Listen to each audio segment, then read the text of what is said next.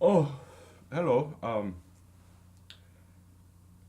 Happy Saturday because oh man, I took a long nap because so I did this recording, right, and then so I did this recording and I went to a political meeting, and and then I came home and I fell asleep, and oh, look at my hair, it's such a mess. Oh, I gotta cover up my bald spot, man. Oh boy. Because I feel naked, you know. When people can see my bald spot, I feel like naked. Such a shame. Oh, whatever. Cannot quite cover it up because I'm really losing it, dude. I'm losing my hair. Oh, there's whatever.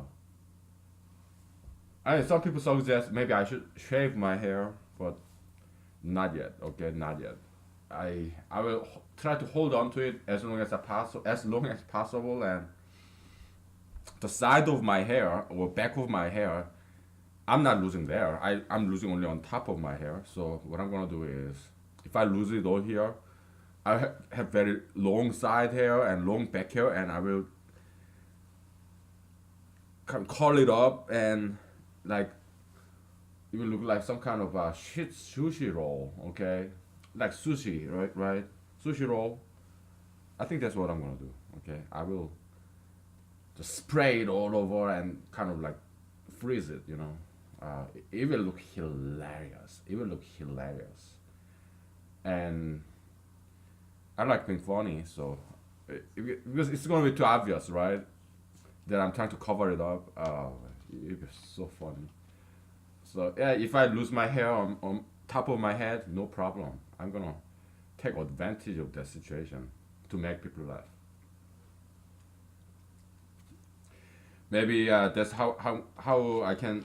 I guess that's one way to become the president.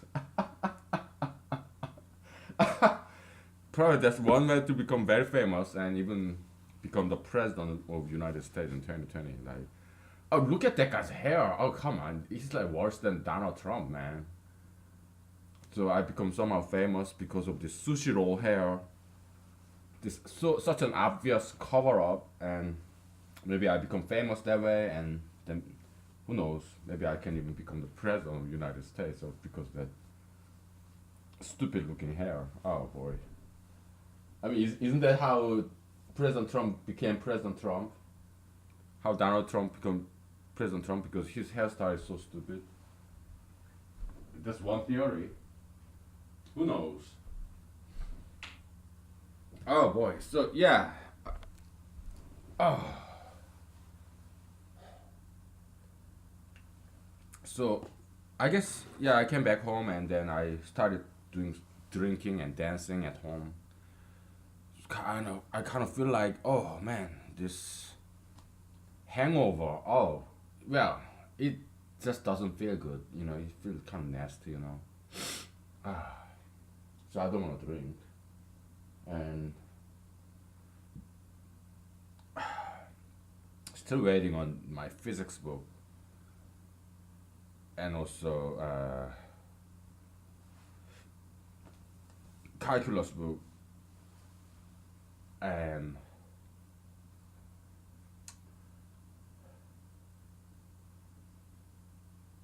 I have no idea what to talk about. Okay, because yeah, I guess we kind of left off of that what shortest path algorithm by Professor Dijkstra. Cool name, right? Dijkstra. Oh, the Dutch, this Netherlands, Holland, country with many names. I've been there. I've been to Netherlands. I've been to Europe twice. Okay, just as a traveler. Some people go on a business trip. Me, never. Why? Because what I do, what I have ever done in my life, not very important. Okay, so I'm not an important person, so I never get to go to for like business trip. The only travel where my employer paid for was when I was in the army. I deployed to Afghanistan once for a year, okay, and another occasion I tried to become a special forces guy. So I traveled to North Carolina, went to this 3 weeks in hell selection course, and after 2 weeks out of 3 weeks I dropped out because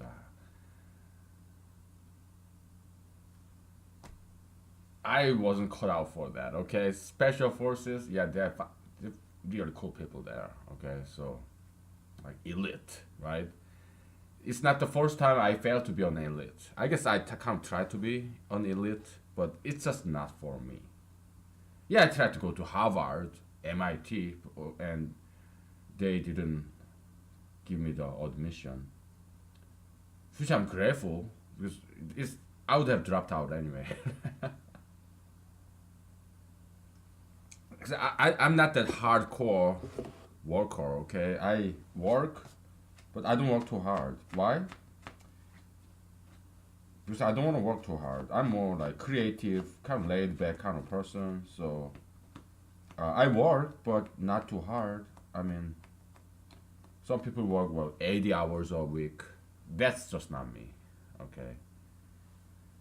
I want to relax. Yeah, 40 hours a week, 50 hours a week. I guess that's just fine. It's normal. But I don't want to work more than that. Okay. Anyways, I have many hobbies. Okay. I run, I do weightlifting, I do martial arts, dancing, humanology. What else do I do? Yeah, I take photography with my cell phone. Beautiful scenery in Alaska. And what else do I do? Yeah, I go to political meetings, right? This is my social life, basically. In political meetings, yeah, they're all uh, mature, married people. They're all married, and they're all older than me, mostly. Okay, they're all married. So yeah, I don't go there to meet some girls. No, they are like people who are like at least 20 years older than me, at least, and they're all married. Okay, because I'm conservative. The meetings I go to, they're very conservative. Okay, so yeah, there's no way. There are no single girls there. Okay, so but yeah, I love seniors because I learn some great life lessons from them. They have a lot to teach me. Yeah, I mean, young people have a lot to teach me too. But I myself, I'm kind of old. I'm 40 years old, so I tend to socialize with people who are older than me. Okay, because the way I see it is they're my intellectual equals. Okay, because I have always been kind of premature, possibly because I spent so much time with my grandmothers. Okay, so my grandmother was like my babysitter basically. So yeah, and also when I was a child, yeah, my best friends just happened to be people who are older than me. Okay, so I became a little premature intellectually. Okay, so they're very smart people. The friends, very smart people. Everything I know, yeah, I learned from my friends. Okay, so smart, so smart people. Okay, so yeah, I'm blessed with great friends and great parents, great family. I'm blessed. I am. Yeah, I'm very grateful to God. Okay. Anyway, and I'm sharing my knowledge with you, with everybody, because isn't that what love is about? Like sharing what we have, right? I don't have any money to share with you. I pay my bills and that's it. Okay. So, but knowledge, yeah, I have a lot to share. That's the only thing I can give you. I have no money to give you. Okay. Just knowledge. Okay. That's all I have. I mean, honestly, I got nothing else. Okay. All I have is knowledge. I don't have money. I don't have power. I don't have fame. I don't have many girlfriends. Nothing. I don't have any girlfriend whatsoever. Okay. Even if I had a girlfriend, I would not give my girlfriend to you. Do I have a lot of daughters? Do I know many female friends to give you? No, I don't. Just kidding. Okay. Yeah. Bottom line, all I have is knowledge. Okay. That's the only thing I have, and I'm happy. I mean, life is it's not too good, but it's not too bad. It's kind of in the middle. Okay. So I'm just surviving, I guess. So my life is just fine. Okay, it's Saturday evening. I'm still alone. No dates, but that's fine with me because eh, I got no money to buy my date dinner anyway, right? So it's good that I get no dates because I get to save money. I mean, I don't go negative. I don't get to save money. If I'm not in debt, then yeah, that's pretty much what I need really. What do I need money for? Okay, let's talk about money. Okay, so yeah, money is the closest thing on earth to God. Okay, money, omnipresent, omnipotent. Okay, money can do anything. Money is everywhere. So money is very much like God.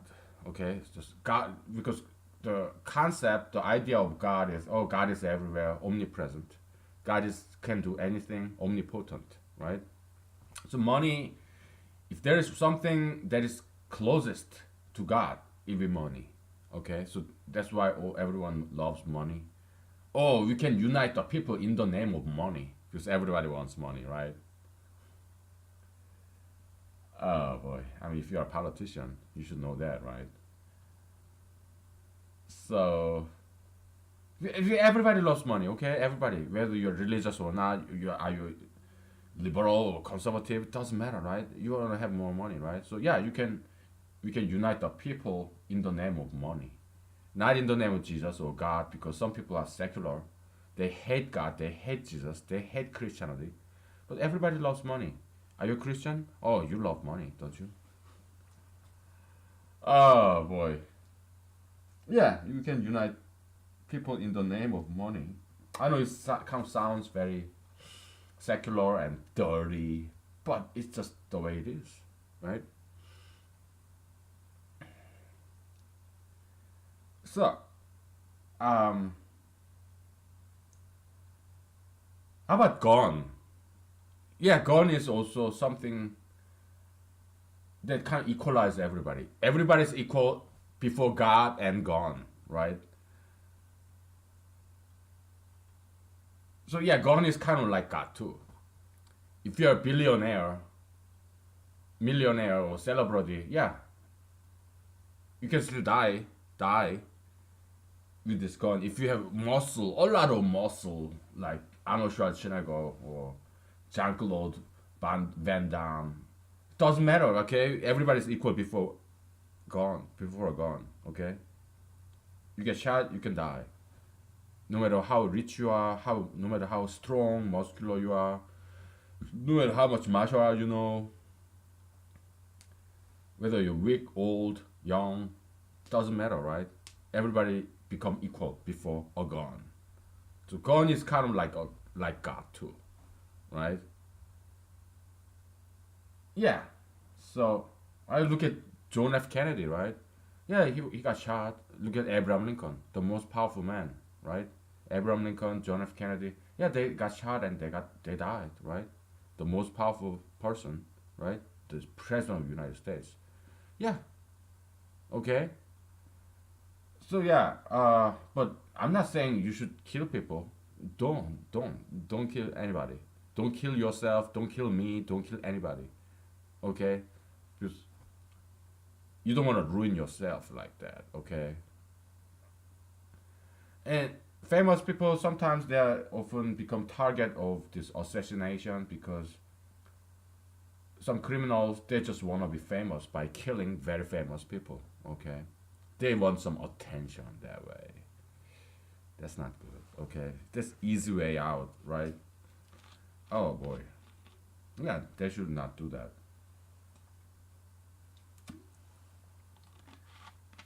What else do we talk about?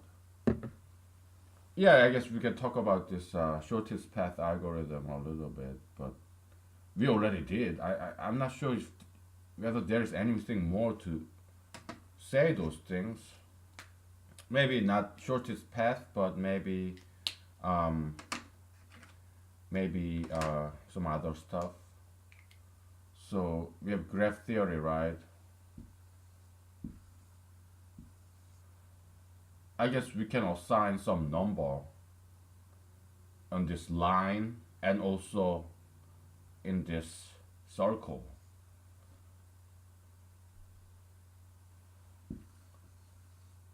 In graph theory, we call this circle node, okay? And this line, we call it edge, whatever. So yeah, we can assign some number on the node or the edge, okay? By the way, let me look it up. Is it called edge or line? What's it called? Give me 1 second. Graph theory. Let me look up graph theory, okay? Give me 1 second. Edge, arc, or line. Vertex, vertex, vertices, nodes, points.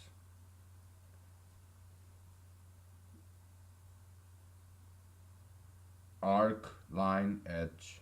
Yeah, sure. Vertex, point, node, arc, line, edge. Sure, whatever. Yeah, it's an abstraction, okay? So mathematical tool to model some complex phenomena. Mathematics is always like that. It's a simplification, it's abstraction, okay? So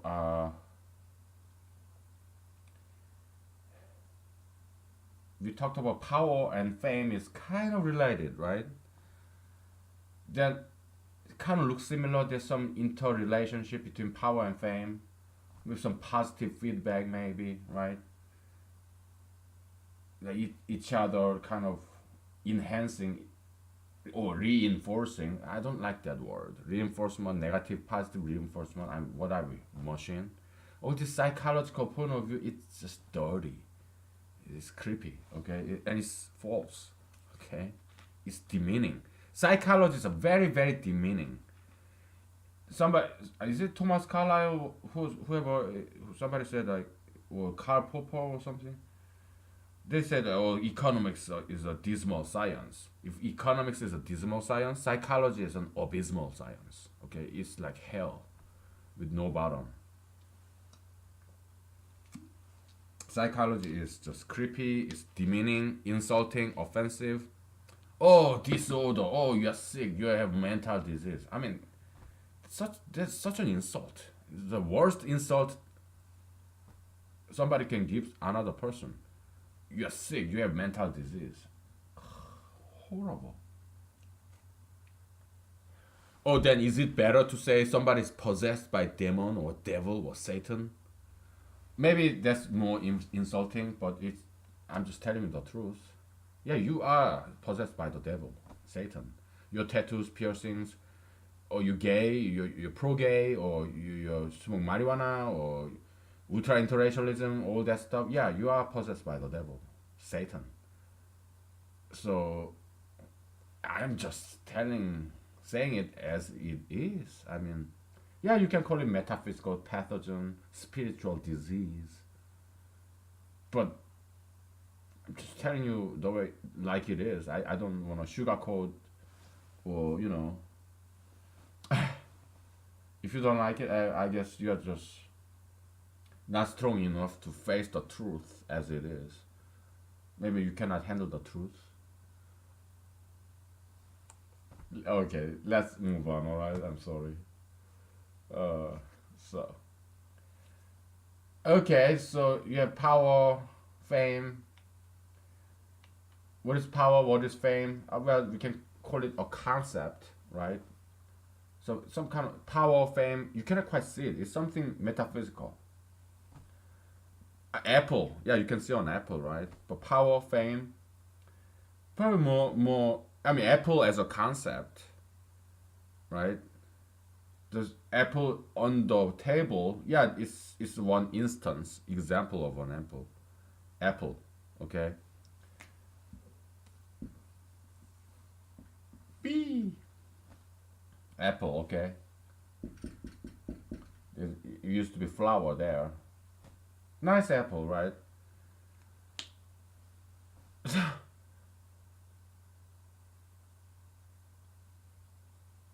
Apple, yeah, it's a concept, okay, but there are instances, and we can actually see, touch, eat, taste, smell, right? But power, fame, it's even if there is some instance of power like President Trump, Pope Francis, Justice Kennedy, yeah, very powerful people with power. Even if there are instances of those powers or fame, it's something invisible though. We cannot quite see it. So, for example, you have this 3-year-old child. Probably it's easier to teach what an apple is to this 3-year-old child of yours than to teach the concept of power or fame to this 3-year-old child. That's not going to be easy, right? Because it's more metaphysical. Apple, physical. Okay, so yeah, metaphysical concepts, because it's invisible, we cannot see it, right? This is a metaphysical concept. Okay, so now, uh, let's start with something. Yeah, with power, fame. Yeah, they're kind of related, right? But before you do that, let's explore graph theory, okay? Because in this Dijkstra's algorithm, yeah, we learned that we can assign some number to this node and to this edge. Yeah, we can assign numbers. It's something very simple, right? But I didn't think of that. I look at the Dijkstra's algorithm, then oh yeah, we can assign numbers here.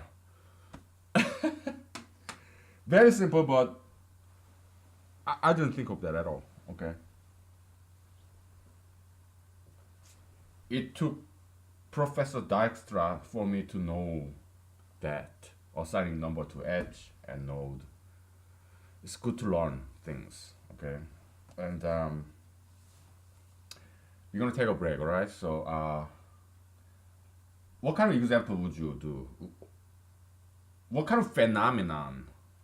Before we do metaphysical stuff, let's do physical stuff. Okay. What kind of phenomenon in the world? It could be animal world or objects, plants, humans. How would you make use of graph theory to explain, to model what? Okay, that's my question to you. Okay, so think of some examples that we can take advantage of this abstraction, simplification of graph theory. Okay, what phenomena would you apply graph theory? How, and what kind of real world examples can be simplified using graph theory so that we can take advantage of this simplification, abstraction. Okay, all right, so let's take a break. All right. No.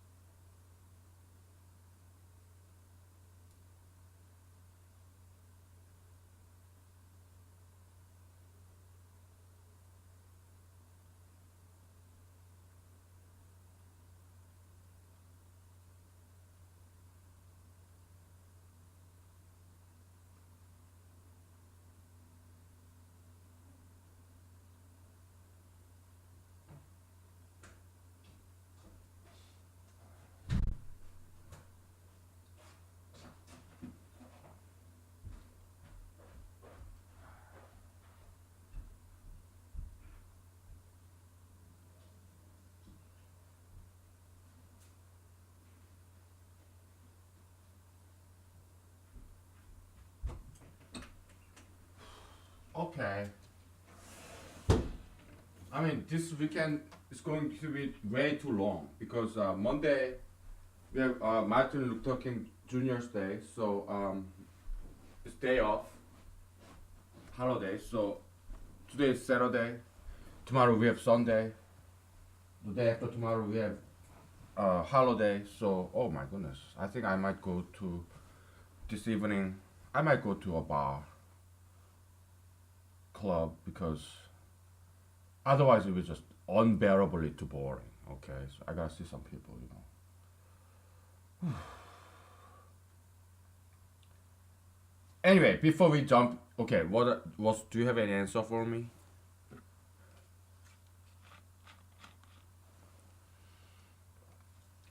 Yeah, tell me or hold on to it because we're gonna do something else, something related.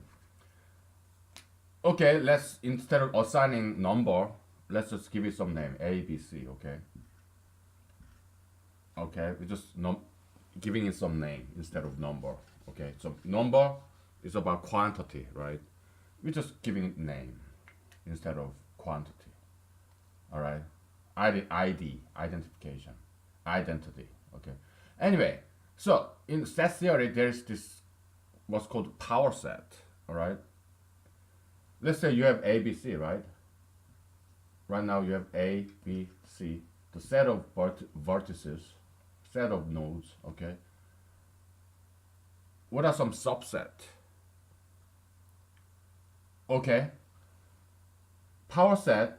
Let's say this is set A. Okay. Power set is denoted very smartly, intuitively as 2 to the A. Okay. It's set of all the subsets. You have empty set A, B, C, A, B, A, C, B, C, finally A, B, C. Set of all the subsets of this set A. So number of 2 to the A is equal to 2 to the number of A. Here 2 to the 3 is equal to 8. Okay, so it's power set.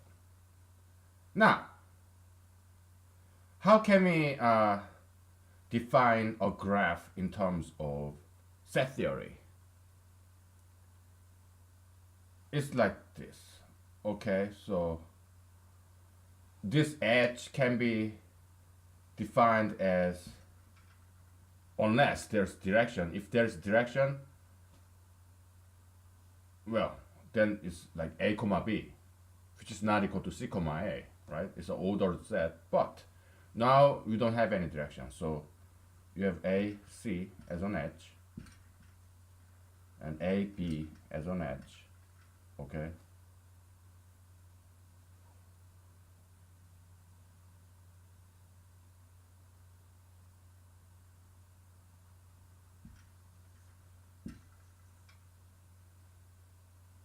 This graph G, comma, so that's a set of edges,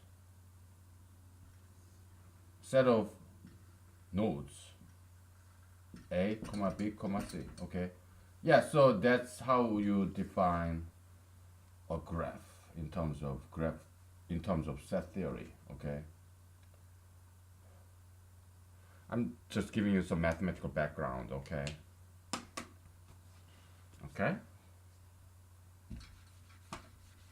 It's just one way to look at it, alright? One way to look at it.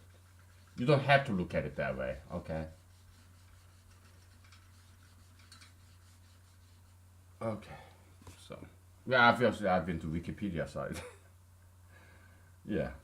It's something I learned a long time ago, okay? I just reviewed what I already learned long time ago. Yeah, Wikipedia is great, okay? It's a fantastic website. Anyways, so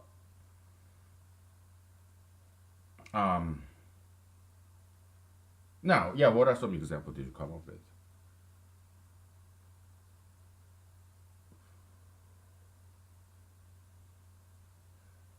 It's like this, okay? So this edge defines some kind of relation, some kind of interaction between two entities, okay? And edge is like line, right? One-dimensional line. It doesn't have to be that way. It could be two-dimensional plane. Now, it's no longer a line, but it's a plane that defines the relationship of three things all at the same time. Okay? Or it could be three-dimensional mass, like a solid. It's kind of pyramidal three-dimensional chunk. It's not a plane, it's not a line, one-dimensional line, two-dimensional plane. Now we have three-dimensional mass that binds four things, A, B, C, D. Four things, it ties them all together. Okay, so it doesn't have to be this one-dimensional line. That's what I'm trying to tell you, okay? It could be n-dimensional object, okay? Then with the n-dimensional object, you have n-dimensional object, it binds n plus one entity. Yeah, two-dimensional, it binds three things at the same time. For this three-dimensional thing, it binds four things at the same time, right? So yeah, this is dimension, okay, and this objects. N-dimensional object can define a simultaneous relationship of n plus one object. Okay, n dimension. Okay, so enough. What is zeroth dimension? Dot. Okay, what's line? One dimension. So yeah, blah blah blah. Okay, yeah, two things connecting. Okay, and a node is zeroth dimension, right? But it doesn't have to be that way. You can define a node in terms of a line. You have this one line, one-dimensional object, right? We can define a node like this. Or even plane, yeah, it can be a node. Three-dimensional mass, yeah, it can be a node. Okay? Now it becomes zeroth dimension. Okay? So yeah, a node can be n-dimension, okay? It doesn't have to be zeroth dimension, alright? We just put a circle around it, or sphere around it, n-dimensional sphere around it, okay? I'm just trying to broaden your mind mathematically, okay? Yeah, we are all learning, teaching, right? Sharing the knowledge. That's what we are doing here. Yeah, I'm just giving you some background, some mathematical foundation before we start making some examples of the physical level objects. Okay, examples. Okay, let's make some examples. Enough preliminaries. Okay.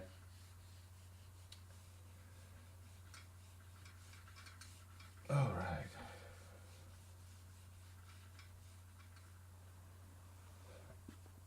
So, I want to drink. Okay, I took enough break from alcohol. Let me turn on the heater too.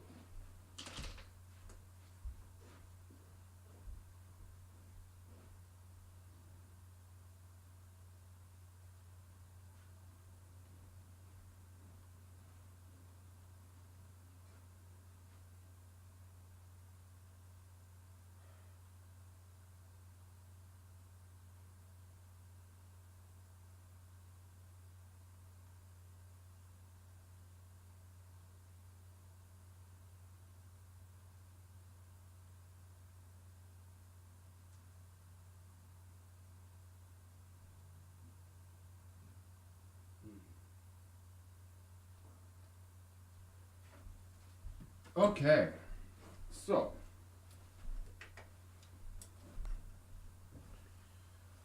um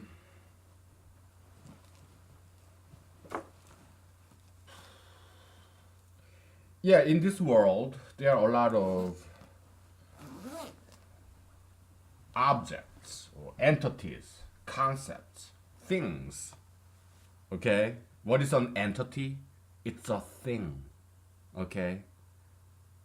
It could be something invisible, like metaphysical concept, or it could be visible, like an apple.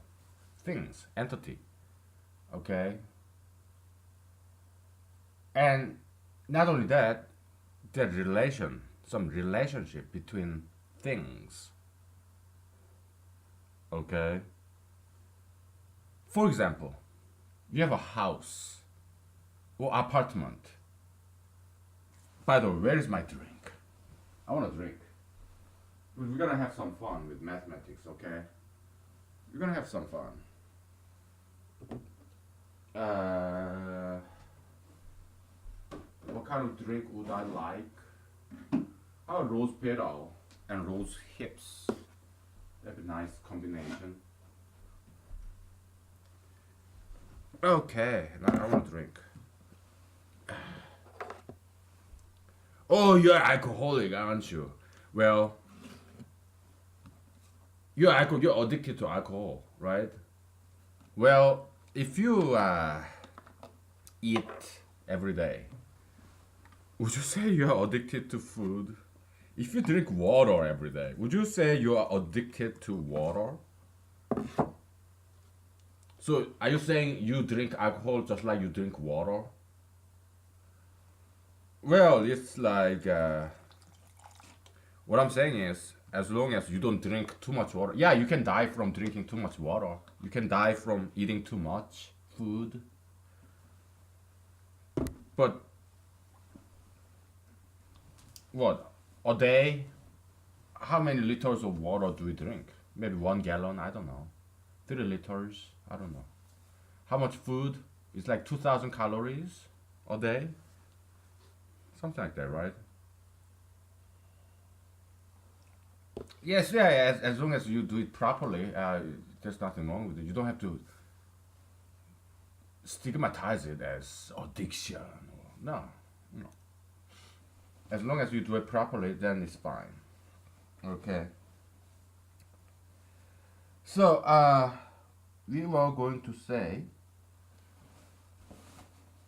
yeah, there are things and there are interrelationship between things, right? So that's what graph theory is about. It's a model, it's abstraction simplification using these sticks and balls. Okay, just like magicians, in a carnival or some amusement park. Back in the day, they have to used to have these musicians, right? I mean, I watched this X File episode. I forgot the name of that title of that episode, but yeah, it was about cops and balls. One of my favorite episodes. Oh boy. Yeah, just magicians. Oh, it was fantastic episode. It was one of my favorite X File episode. Oh boy, so good, so good. Yeah, now we don't have cups and balls, but we have balls and sticks. Okay, that's what graph theory. Balls, things, entity, right? Sticks, interrelationship between two things. Okay, and like we said, yeah, it doesn't have to be just two things at the same time. It could be three things or n things. How many things doesn't matter. You can tie them all together with some kind of higher dimensional stick, like a plane or three-dimensional mass. Doesn't matter. Okay, yeah, some interrelationship. Okay, just keep that in mind. All right, it doesn't have to be a line that connect, and it doesn't have to be only two things that's connected. We can connect three things, four things, how many things at the same time with n-dimensional object, n minus one dimensional object. Okay, just keep that in mind. All right, because you don't want to limit yourself to this traditional graph theory of just sticks and balls. Okay, you want to in mathematics, yeah, we generalize, okay, to n dimension. That's what mathematics is about. All right. So,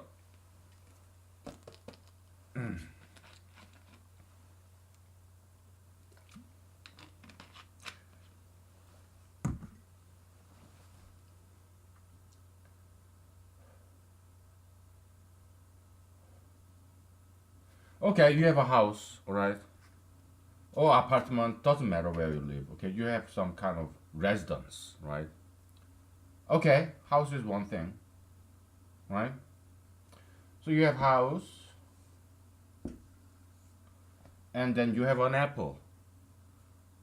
What's the relationship between the house and the apple? Well, apple is inside of your house, right? Right? So it's more like Venn diagram. So you have house, right? It looks very complex, right? You have apple, yeah, it looks complex, right? But in mathematics, we simplify this. For example, let's use set theory. Okay, this is your house, and there is an apple.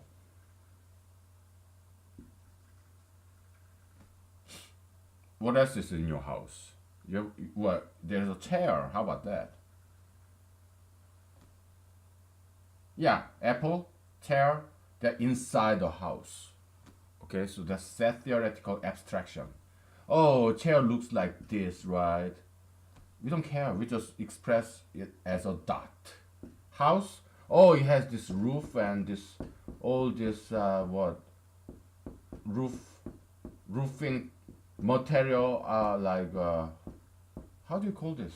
Shin? What's that called? Uh, sheer, shin. I used to know this. I'm sorry. I want to know.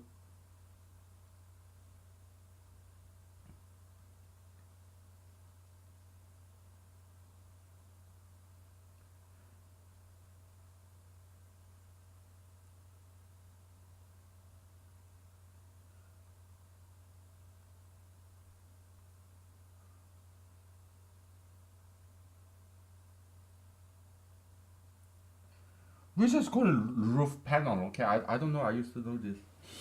Whatever. What an ignorant man I am. I don't even know how to call this. We just roof panel, okay? And yeah, house is a complex. It's like organism, right? You have wall and you have this vein, artery, and you have heart. All this electrical wire is like a vein, artery, blood vessel, and you have heart that are like a boiler. You know, they heat up the water or a heater. Okay, it's like heart or maybe a lung. Okay, and then you have this sewage system, which is like anus. Okay, and you have door, which is like mouth. Yeah, house is as complex as an organism or car. Car, house, just like an animal. It has these internal organs like engine and combustion or this what the radiator air intake, right? Kind of like mouth and eyes, like you have car, right? It has something like an eye. I mean, pair of eyes, the headlight, leg, right? The wheels, four-legged animal, right? It's a car, right? So yeah, house, car. The house is, I guess, is more like a plant because it doesn't move around. Car is more like an animal, four-legged animal. House is like a plant, but yeah, it's like an organism. Okay, even an organization like a company or social club. It's like an organism. Organization is just like organism. Okay, it has brain, headquarter, right, and limb, like employees, right, and couriers, yeah, like blood vessel. people who move things around, delivery. Yeah, it has this storefront, right? Like input, output, mouth, whatever. It's a trash can, like dumpster, which is like anus, rectum, okay? Yeah, it has this rectum kind of exhaustion pipe, whatever. Yeah, so, and mouth, right? Yee, I'm smiling, I'm so happy, I'm a car. Brum, brum, brum. Whatever, okay? They're just like organism, okay? But in set theory, there is no stick. It's either circle or a dot. That's the power of set theory. It simplifies like that. This is a house. It's a big circle. Apple chair. They are just dots. We're simplifying things. Abstraction. That's mathematics. Okay. Set theory by Georg Cantor, German mathematician. Brilliant and very creative. Okay.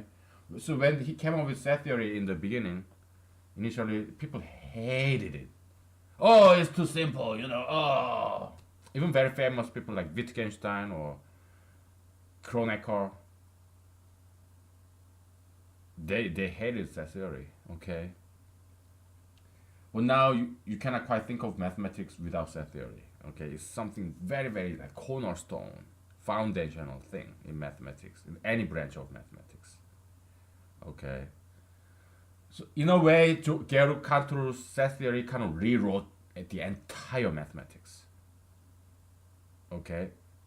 Set theory started with what, late 1800s, early 1900s, right? It's fairly new thing in mathematics history. But people rewrote the entire mathematics using set theory. Okay, even geometry, algebra. Okay, so yeah, it's something very, very, very, very popular nowadays. But when it began, it's like Jesus, right? What does Bible say about Jesus? Oh yeah, all these carpenters they threw away this stone because they thought it's useless, Jesus. But it became the cornerstone of this house. That's what Bible says about Jesus. But is that true? Not really. Why? Jesus was very popular in his lifetime. Nobody threw him away. He got crucified, right? But it's just one day. Right after he died, his fame, celebrity status resurrected. Jesus was unpopular just one day. The day he got crucified because government came in and they arrested Jesus. Oh, who's your friend? Who are the friends of Jesus? Because I'm gonna crucify you too. So yeah, people ran away, right? But right after he died, or he went to heaven, yeah, his fame, celebrity status, and popularity came right back. When he was alive, he was very famous, very popular. Nobody threw him away. Not really, just for one day. But set theory, yeah, people hated it at first. They just hated it, okay? Many mathematicians, famous philosophers, they hated set theory, okay? Now, yeah, it's more Jesusian than Jesus himself, okay? People threw it away, but it became the cornerstone of this mathematics, this metaphysical building of mathematics, okay? It's a very foundational thing. Okay? It's powerful because it's so simple. Okay? Set theory. So, yeah, Georg Cantor can be thought as a mathematical prophet. Prophet from God. Like God's messenger. The gift from God, okay? A delivery boy. Georg Cantor, okay? Yeah, set theory probably God created and God gave him so that he delivers.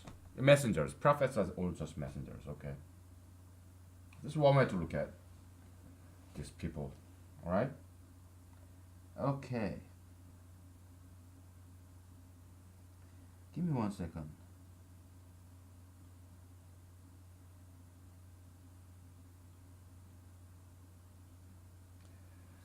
So, in that theory, we don't have these lines, okay? Oh well, in dynamics, that theory that we came up with, yeah, we have arrow. Because this person, apple, what if you just throw it out the window? Whee! I'm an apple. I'm no longer in your house. I'm outside. Okay. Yeah. Yeah. Dynamic set theory. Yeah, we have arrows, right? Arrow. What is arrow? Is change in time, change of membership in time. Apple used to be inside the house. Now it's outside the house. So at the this you have end point and starting point. Starting point signifies the past. This ending point of this arrow is the present or future, okay? Later in time. Or more recent past. Remote past, recent past. 2 days ago, 1 day ago, okay? Change in time. First in time, second in time, okay? That's what this arrow signifies, okay? Dynamic set theory. Okay, so yeah, we can call it A or A prime, whatever, right? Or we can call it A time 0, A time at A's location at time 1, something like that, whatever, right? Dynamic set theory. But we don't have this just line in set theory. We don't, okay? Set theory is all about big circle and dots. That's what set theory is about, okay? Static set theory, okay? Okay, and but graph theory, we said it gives some texture, right? Group theory gives some color, like, oh, are you leftist, rightist, conservative or liberal? Yeah, that's how we apply group theory in humanology, right? The operation, set of rules, okay? Graph theory gives some texture because it has a lot of lines, like spider web, right? Spider web, all these lines, right? How would you draw spider web? I don't know. You center, right, and then, woo, I'm a Spider Man. No, I'm not a Spider Man. I'm Spider. I'm not a human being. The humans suck. I'm a spider. Hey, fly. Fly, come in, so that I can eat you. I'm a spider, you know.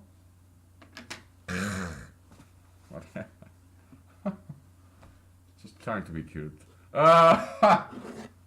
Just trying to be funny. Okay, I'm just trying to be stupid. How about that? Or how about that? I'm just being me. Stupid idiot. Just kidding. Oh boy. So. Yeah. I'm sorry, Spider. I have to erase you, okay? Because we are running out of space. Don't erase me. How about house? Oh, do not erase me. Don't kill me like that.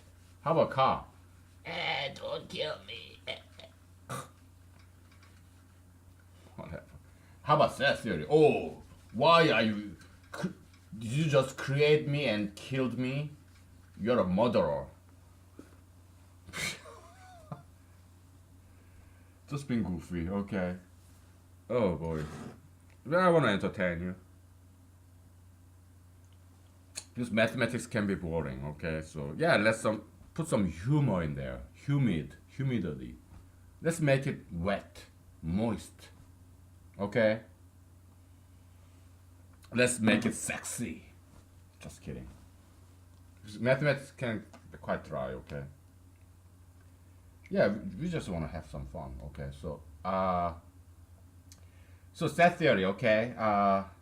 It's about interrelationship, all right, of things.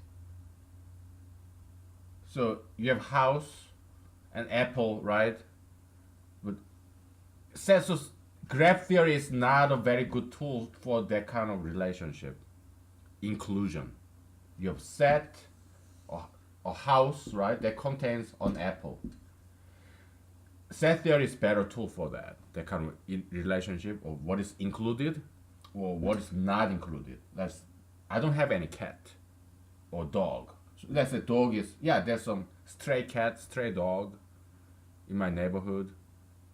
They, dogs they cannot survive very well outside the house. But cats, oh, they can. Why? With dogs are scavengers, right? I mean, unless your neighborhood is very dirty and they're like just trash everywhere, I guess dog can survive. Probably not in the winter though. Cats, they can survive anywhere. Why? Because they're not scavenge. Yeah, they can scavenge. They can, they can eat something dead animals. But they are also hunters. Cats, they are great hunters. I think cats are smarter than dogs. Why? Because dogs they just scavengers, right? Cats they are hunters. Cats have leg up over dogs. Big cats like lion, tiger, small cats, feral cats. Yeah, they can survive in the winter in Alaska, man. Feral cats because they can hunt. They know how to hunt. They're very smart. They are like sneak up to this bird or mouse or rabbit. Ah! Okay, cats they can hunt, but they're very smart. Dogs probably not nearly as smart as cats. Okay, probably cats are better fighters because they are hunters. Okay, dogs, yeah they bark, but that's it, right? They can bite, but cats can survive anywhere. They are feral cats, wild cats in Alaska, in my neighborhood. Okay, they sometimes stop by my backyard and they poop there. I had to clean it up, and I tried to kill them. I would put like all this mouse poison, like these pellets, but they would never eat that. They're smarter than the mice. They still come and poop in my backyard. I try to kill it. Okay, this poisonous mouse pellets. They will never eat it. They will never touch it. Okay, they still come and poop. Oh my goodness, they're very smart. Cats, yeah, they know how to survive out in the wild because they know how to hunt. Okay, unlike dogs. Okay, dogs they probably die in a couple of days in winter in Alaska, and they cannot survive very long outside the house. Okay. Anyway, so okay, let's see this cat. Okay, cat outside. I don't want any pets. Why? I'm shedding enough hair. Don't you think I'm shedding enough hair myself in my house? Cat, dog. Oh, I cannot handle that. All that hair and their poop. No, I mean, I urinate, I poop, right? That's enough. Cats and dogs. I cannot afford to feed them. I mean, I have my one mouth, me. I buy food and I eat and that's it. I don't have any money left. I cannot feed another mouth, cat, dog, wife, kids. No, I cannot afford that. Okay. I can only feed one mouth, me. Okay. I can only clean after one person, me. I'm shedding enough hair. I'm getting bald and old. I'm getting old and bald. Bald. So, yeah, no pets. No.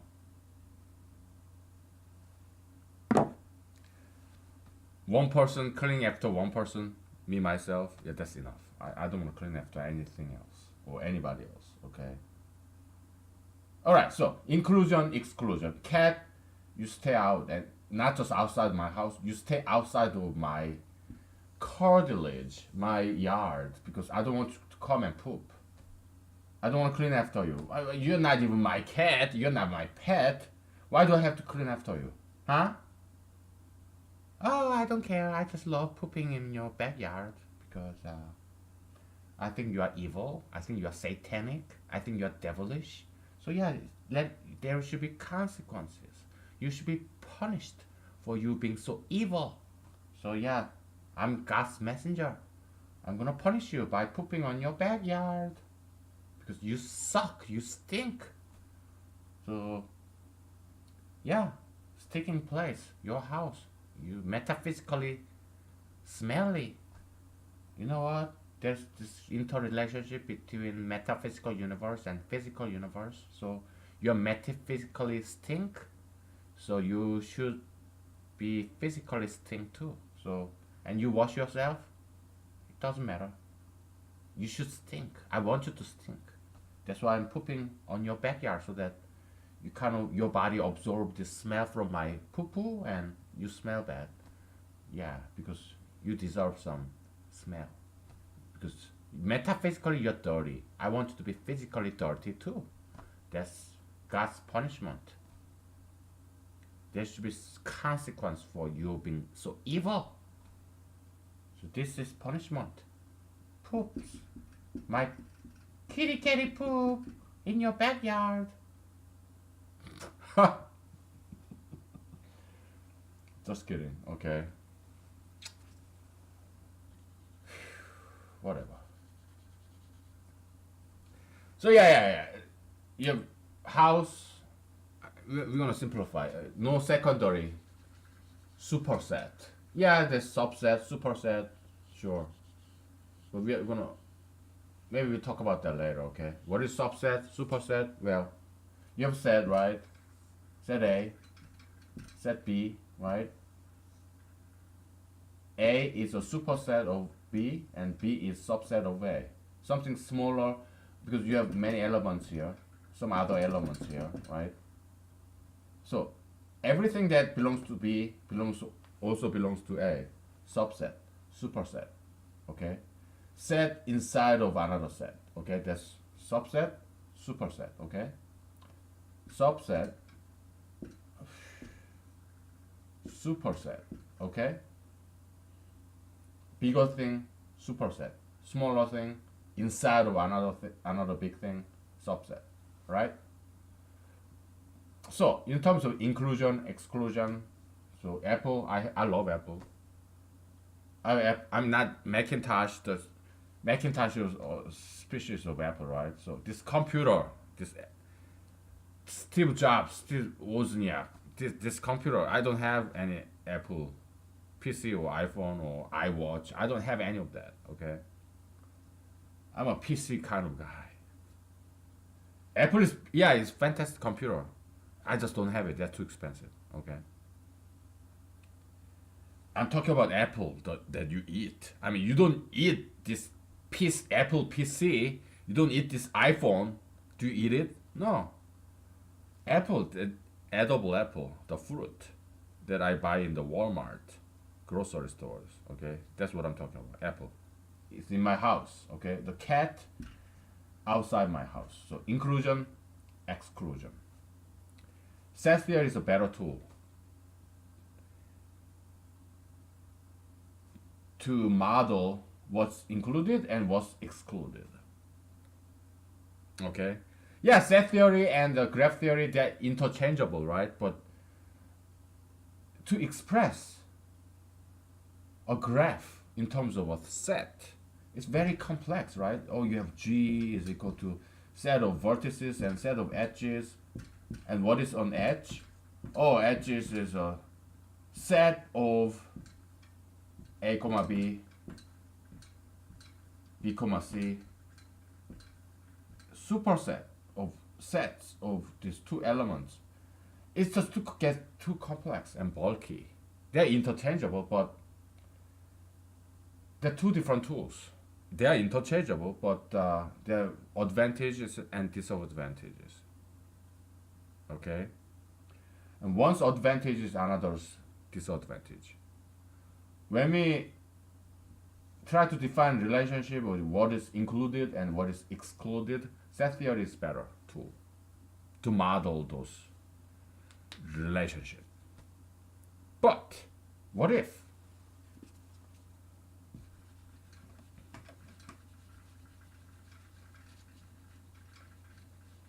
What if there are some relationship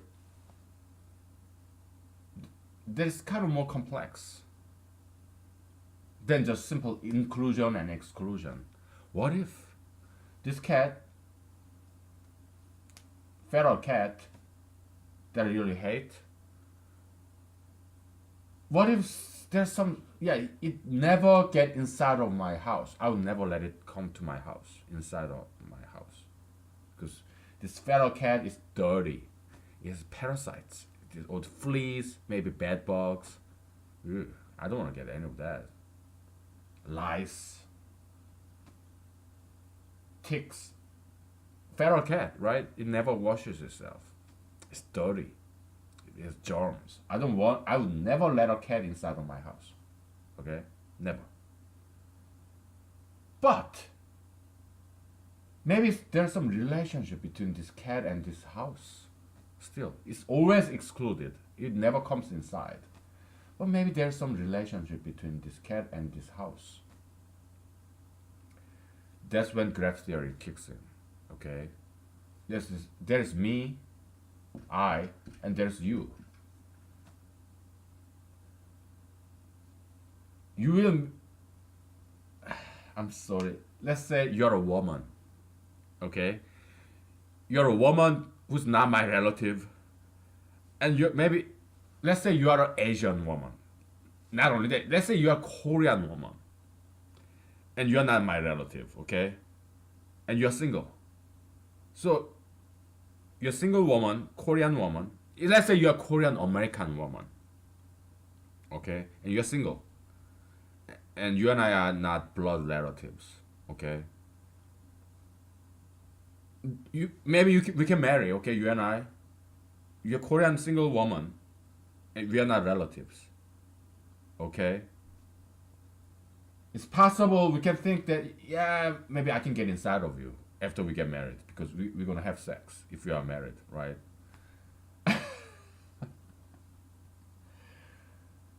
But maybe it's just my penis or my tongue that get inside of your mouth or your vagina, okay? But it's not like you're gonna kill me and you're gonna eat me. So my entire body, you become some kind of anaconda and you're gonna devour me, my entire body like a snake, anaconda, Oh, I'm gonna devour you as a whole. Because I'm a snake, I'm a gigantic anaconda. Or maybe I'm a crocodile, I'm gonna swallow you, your entire body. I mean, crocodiles, they don't do that. Only snakes do that. Okay? If you're a snake, anaconda, big snake, yeah, you can swallow me as a whole thing. But if you happen to be a woman, say Korean American woman who's single and who's not my relative, you cannot quite eat me as a whole thing, right? Because your stomach is not that big. You're not an anaconda. You're not a snake, right? I mean, you can kill me and you can eat me, right? Yeah, you can chop my head off and treat me like some kind of animal. You can butcher me and cut me piece by piece and refrigerate my body. Eat me one at a time. Like one day you eat my eyeball, next day you eat my penis, whatever. I'm just okay. I'm a novelist. Okay, I'm a writer. So what do I write? Everything. Romance, horror, crime. I write everything. Political fiction, political fantasy, sci-fi. Political fantasy is some kind of brand new genre that I created. I mean, God gave it to me, so God is the creator. But anyway. Just to say, let's just be simple, okay? Oh yeah, everything is God created. Yeah, we don't create anything. We're just messengers. I get it, okay? But yeah, it's something new. Political fantasy. I wrote it. I published it. Nobody's reading it. Why? Because I'm not famous, okay? But yeah, it's about me fantasizing about becoming the president, okay? Political fantasy, okay? I write everything, okay? So some horror, because I'm a writer, I'm a novelist, okay? So yeah, that's why we say these things, okay? because we are writing novels, okay? So writer's imagination. That's what this is. Okay, so yeah, you're a person and I'm a person. It's impossible that you can include me. Even if you kill me and eat me, you probably eat me one at a time. Like maybe today finger, tomorrow my bicep, and you better be a woman though, because I don't want to be eaten by a man. No, that's gay. Yee. You don't want that. So if you're a woman, please don't kill me. Please don't kill me. Okay, I'm just giving you some fantasy novel. Okay, please don't kill me. I'm not Jesus. You eat me, your soul will not be saved. Okay, you just become a murderer and you go to fucking jail. Okay, because I'm not Jesus. I don't want you to drink my blood or eat my flesh. Please don't. I want to live. I want to survive. I'm just joking, okay? So, yeah, please don't kill me. I don't want to die. I don't want to die. Uh, just kidding, okay? So, yeah, inclusion, exclusion, that's not a good model when we talk about human beings. Graph theory is better.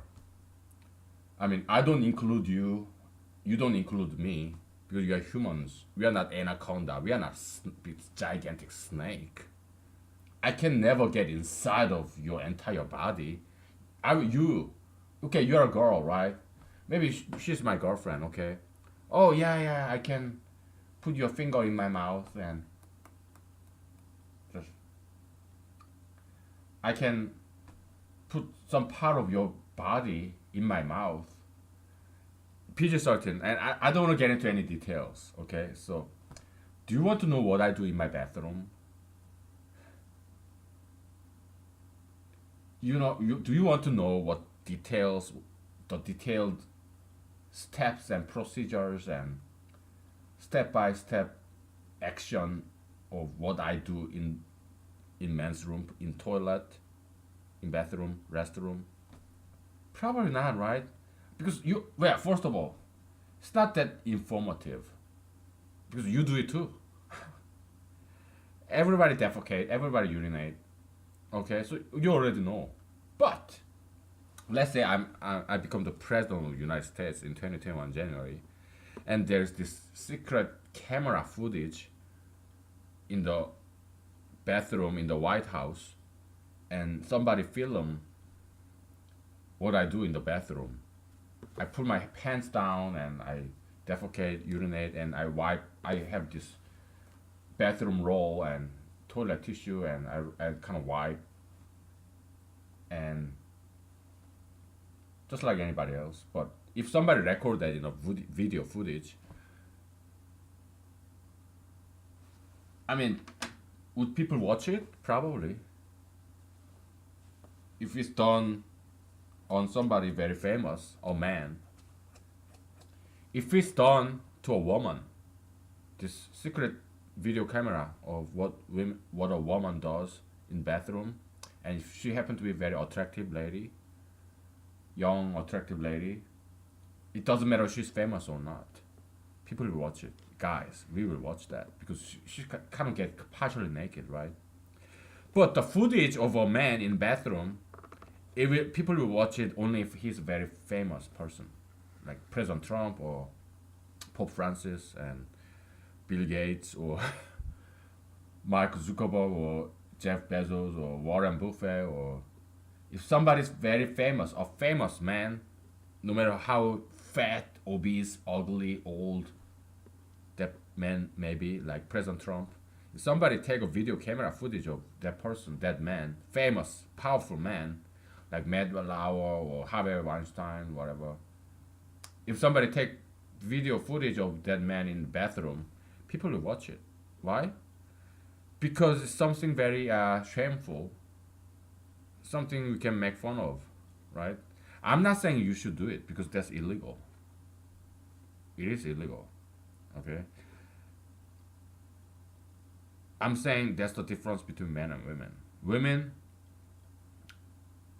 you don't have to be famous to be marketable. You just need to be pretty. Okay, you just need to be slender, and stylish. A woman, you can be as beautiful as you can. You can. There's no limit to it. I don't care what your age or race you are. It doesn't matter what age or race you are. A woman can be very beautiful if you practice regular exercise and healthy diet, and no tattoos, no piercings, no marijuana, no plastic surgery. Then you can be very beautiful. Sky is the limit. Okay. Yeah, you exercise, you do healthy diet, you're slender, healthy, and you style just regular hairstyle. Okay, just straight long hair and skirts, stockings, high heels. Then you can be very beautiful. Some leather boots, skirts. Be feminine, okay? Then you can be very, very beautiful. No tattoos, no dyking, no lesbian shit. Okay, just have long hair, straight hair, okay? Ah, you can have big braid, but not like tiny little braid like that sticks on your scalp. Yeah, don't do that. That's ugly. Okay? It's just dirty and it's impractical and it's dirty. It looks dirty and it's very ugly. Okay? Don't do it. Don't ever do it. All right? Don't do that sticking braid, tiny little braid on your scalp. Don't do it. Okay? That's ugly. Okay? And it's dirty because you cannot wash your hair very well if you do that. Okay? So yeah, there's a reason why it's so ugly. Okay? Because it's just dirty, unclean. Okay? Have just straight hair, or maybe yeah, palm, curly hair. That's fine. Big braid. That's fine too. Okay. Anyway, I'm just giving you man's point of view. We guys, we are all the same. Okay. If you are beautiful to me, you are beautiful to every man. If you are ugly to me, you are ugly to every man. Okay. We guys are simple. There's no difference.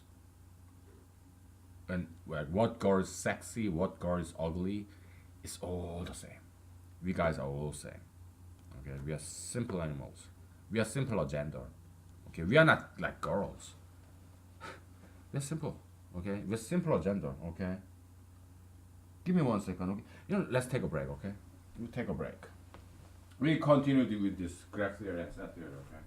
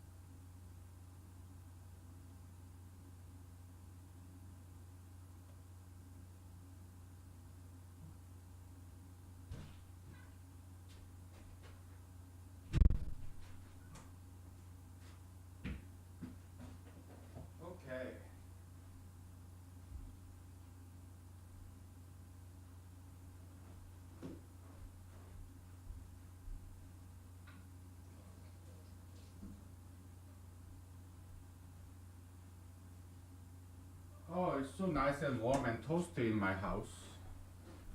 That's good. So, yeah, between people, we cannot kind of include somebody inside of our body. I mean, that's like cannibalism and murderous. So, we cannot quite do set theory, okay? Graph theory is better tool for that. That's what I'm trying to tell you. Interrelationship, like distance. Okay, now we can assign some number to this h. Distance between me and you. We can talk about physical distance. How far away do you live? Do you live in Alaska? Probably not, right? Physical distance or metaphysical distance. A metaphysical distance, unlike physical distance, it is directional. Okay? What does this mean? This arrow? I know you, but you don't know me. Okay? Maybe you are a celebrity. Like, what Beatles is alive now? Which Beatles? Yeah, Paul McCartney and Ringo Starr, they're still alive, right? I'm sorry. I'm sorry I'm laughing, okay? But whatever. Mr. John Lennon, Mr. George Harrison, they passed away, okay? But yeah, I know Ringo Starr, Paul McCartney. I don't know the details of their personal history or whatnot. Do I want to know? Not really. Do I want to read their biography? Not really. But Sam Walton, yeah, I read his biography. Sam Walton, uh, Steve Jobs, Bill Clinton. I read their biography. Okay, biographies. Yeah, President Clinton, right? I know him, but does he know me? No, no. I'm not celebrity. I'm not his college buddy or his neighbor. No, so he has no idea. He doesn't even know I exist. Okay, because I'm not a celebrity or I'm not his neighbor. I've never been to Arkansas. Why do you say Arkansas? Isn't it Arkansas? Arkansas? Why does this S have to be silent? I have no idea. Whatever. I mean, it's not French, right? Arkansas. Arkansas. Arkansas. Whatever. It's kind of getting cold, so I'm gonna put on my nightcap. Just trying to be funny, okay? Oh boy.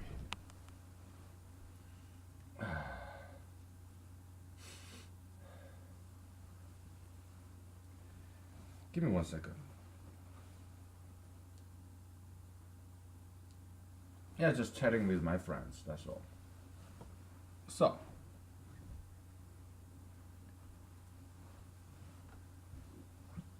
metaphysical distance. Now, how much do I know Bill Clinton, President Clinton?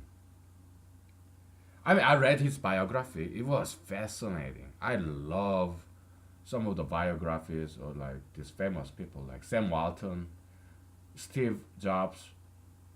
Fantastic life. Very interesting life history. Yeah, I know about Bill Clinton, President Clinton's life history a little bit because I read his biography. Okay. Uh, so yeah, metaphysical distance. Let's say 101, whatever. I know him pretty well. But the other way, metaphysical distance is infinity. He doesn't even know I exist. He doesn't know me, never seen me in the picture or my name. He never read my name because I'm not famous person. Okay. So yeah, metaphysical distance is a vector. It has directionality. But physical distance, where does he live now? Somewhere in New York? I don't know. Arkansas? I don't know where he lives. Yeah, physical distance, let's say 1,000 miles between President Clinton and me. Physical distance is straight line. It's kind of curved line, right, along the globe, surface of the globe. Or we can define straight line distance, like that penetrate this tunnel under the ground from here to here, okay? From Alaska to wherever he lives, Arkansas or New York, whatever. So distance, physical distance, like how many miles, 1,000 miles, it has no direction. It's a scalar. Not just scalar, it's a non-negative number. It's like purest quantity, pure scalar, just quantity, non-negative number, okay? For metaphysical distance, we have direction, okay? Because I know him. How much do I know him? Maybe 100. Oh, okay. How about people that I've never read the biography of? How about Laura Bush? The first lady, former first lady, the wife of George W. Bush, the Jr.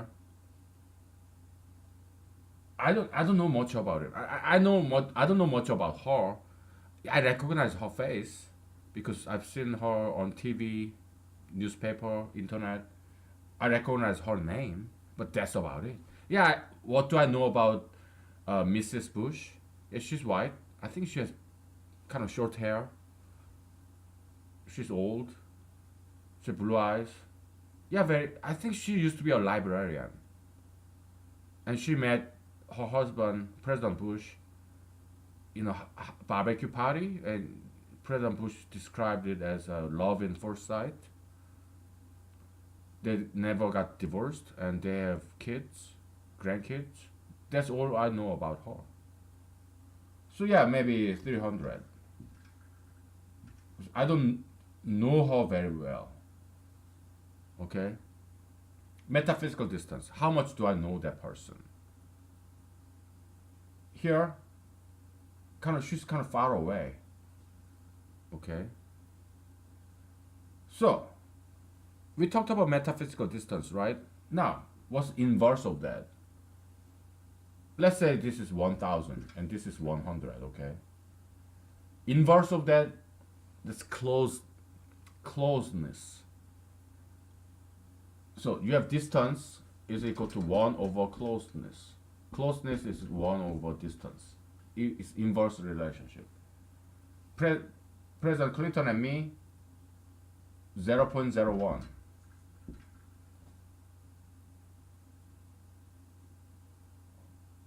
Wait a minute. Yeah, President me and First Lady Laura Bush, 0.001. Who's closer? What number is bigger? This. So me and President Clinton we are closer than compared to me and First Lady Laura Bush. We are closer. Closeness is bigger. Bigger closeness. Again, because I kind of like this guy. Okay, President Clinton. Yeah, he can sell out, but politicians, right? So metaphysical distance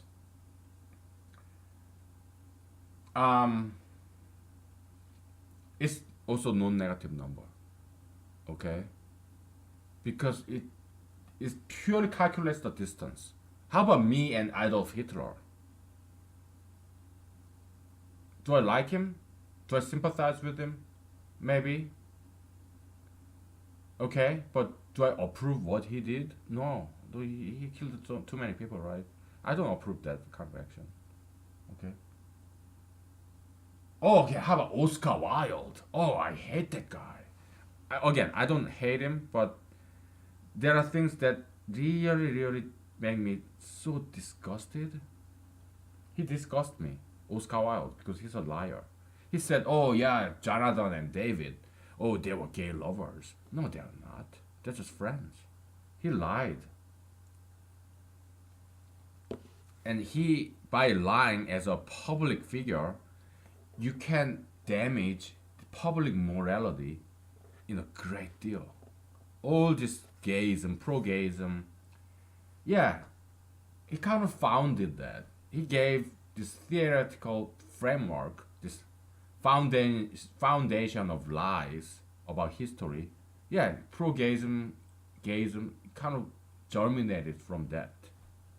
Oscar Wilde, okay? The trial of Oscar Wilde. He damaged public morality for centuries. Okay? His theory about this homosexual relationship of David and Jonathan, yeah, that's what pro-gayists are now using. Century later. Okay, so he is, to me, he's a villain. Okay, yeah, to gayists, yeah, that he's a hero, right? Pro-gayists, but to me, he's a villain. So, I have strong objection to that man. Okay, but do I know about him? Did I read his novel or biography? No, I did not. But do I think about him? Sometimes. Why? Because that guy's like, like, so enemy, friend, yeah, you think about them all the time, right? So that's what metaphysical distance or closeness, that's what it expresses. Now, what if, okay, so Oscar Wilde, right? So metaphysical closeness is defined as how much time do you spend thinking about that person or perceiving that person. Much time is that person's image or metaphysical image concept is in your CPU. That person's image, that person's idea. How much time does your brain spend on that person? Okay, that's definition of closeness. How close you are metaphysically. Metaphysical closeness. Okay. So, yeah, Oscar Wilde, sure. Let's give it 50 as a metaphysical distance, okay? Because I think about that person more often than I think about President Clinton. Okay. We talk about gayism, pro-gayism all the time. Okay? So yeah, sure. I'm just giving you an example, okay? Alright? We have Oscar Wilde. Alright? So that's distance concept. Now, obviously we want to do more than that, right? We want to give it some sign. Is it positive relationship or negative relationship? Okay. Yeah, I know about Oscar Wilde and I know about Bill Clinton, but do I like Bill Clinton? I kind of do, okay? He has this stupid southern accent, right? Oh. Why don't I try some southern accent? Hey, how are you? I can't even. I recognize what southern accent is, but southern states, right? American South. But I'm not good at imitating that accent. Okay. I myself has a heavy Congolish accent, Korean accent. If I do another accent on top of the accent that I already have, you won't understand what I'm saying. Too much accent, right? Double accents, come on. Anyway, so we want to give some sign, okay? Positive or negative? Yeah, I know him, but do I like him or do I hate him? Okay. Now, how would you call that? Your closeness, how close that person is to you, but that person, you may think about that person because he's your friend or girlfriend, spouse, child, family, or coworker. Yeah, coworker. Yeah, probably you don't think about your coworker all the time, but you interact with that person all the time, as in the work, in your office, workplace. So yeah, you get to see that person. At home, you don't think about that your coworker, but yeah, at work, at least you interact with that person. So that person's image, concept, idea is at least like 8 hours a day, 5 days a week in your brain. That person's image. Okay, so yeah, very close metaphysical distance, closeness. Okay, so that's what this closeness encapsulates, captures. Okay, that's the idea. Now we need to. So we have quantity. We define the quantity term. Now we need to give it some sign, and we need to come up with a brand new terminology. Okay, like plus C or minus C. How would you call that? How would you name that? What kind of English vocabulary would you use it? Okay, think about that. We're gonna take a break. Okay. All right. We'll be back. Let's take a break.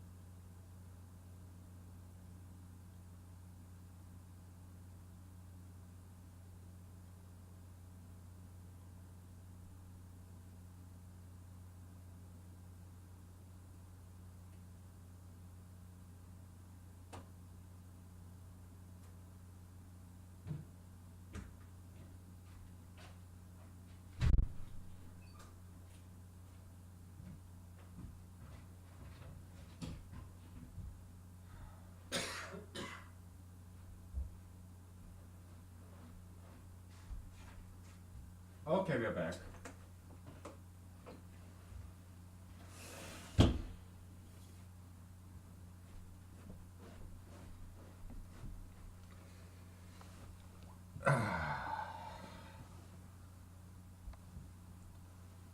Um, let me switch out some drinks, okay? Because all right.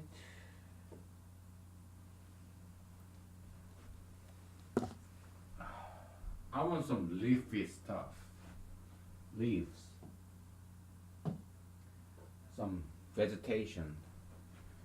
This is like how long has this been? It's from last year's spring, I guess.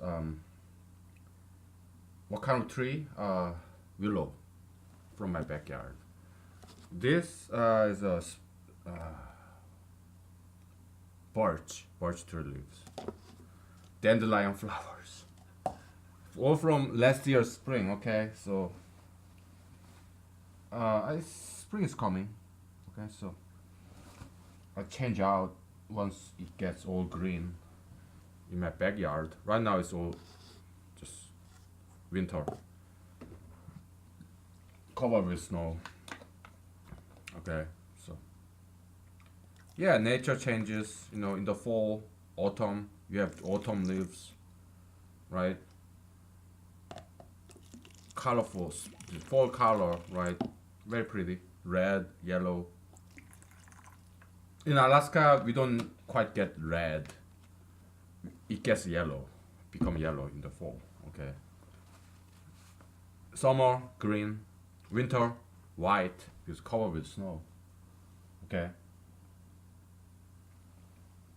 Anyway, before it snows, yeah, it turns just brown. Okay, no leaves, just brown trees. Actually, it's kind of white too. Birch tree is white tree. Okay. Would you call birch tree a racist tree because just because it's white? Come on, don't be like that. Okay, let's get back to this. Okay, how about relation? Did you come up with some other vocabulary? I should have asked you before I told that. Before I said that. Okay, so yeah, what kind of vocabulary did you come up with? Hmm? I thought about just relation. How about that? Negative relation, positive relation. Okay. Yeah. So let's do that. We're kind of spinning the wheel, right? Because we've done this before, maybe with different terminologies, different sets of equations. Yeah, we're spinning the wheel. It's a circle, right? Circle. We are doing this, and we came back. Or it's spiral. Okay? Yeah, it's kind of circular, but at the same time, or it's inward spiral. We are zeroing in to the truth. Whatever you see. Like, yeah, in a way, we are kind of expanding our knowledge, but at the same time, we are getting closer and closer to the truth. And also, we are expanding the knowledge. We are revisiting the issue we talked about, topics. Yeah, we're spinning the wheel, but there's nothing wrong with spinning the wheel. We're getting deeper and deeper, adding more to it. It's okay. What's wrong with that? So relation, okay, relation is equal to -1 times closeness, and we need to have some exponent, power part. If it's odd, then between you and me, we are in odd relationship. We are at odds. Okay. What if you and I are friends? You could be my foe. You could be my friend. Let's just simplify. Okay, I love everybody. I don't have any enemies. But just let's simplify. Okay. Let's say I hate this guy. Maybe let's say I hate you.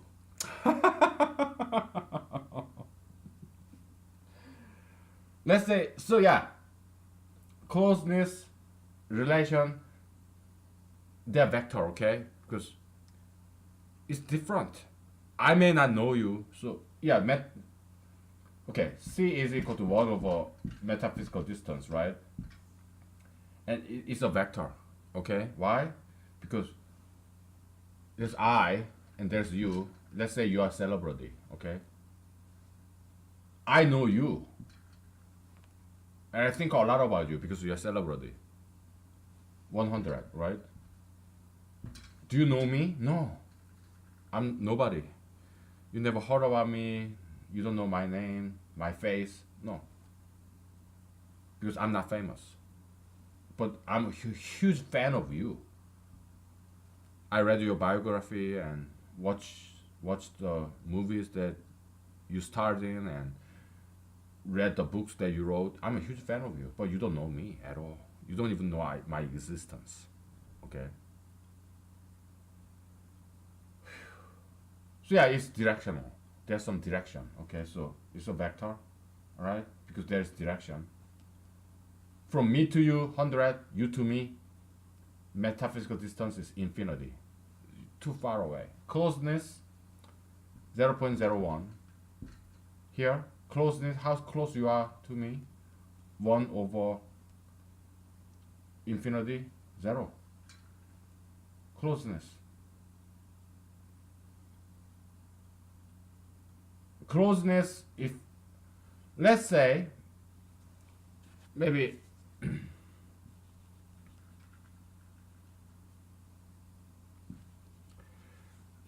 it's kind of confusing, isn't it? Okay, how about this?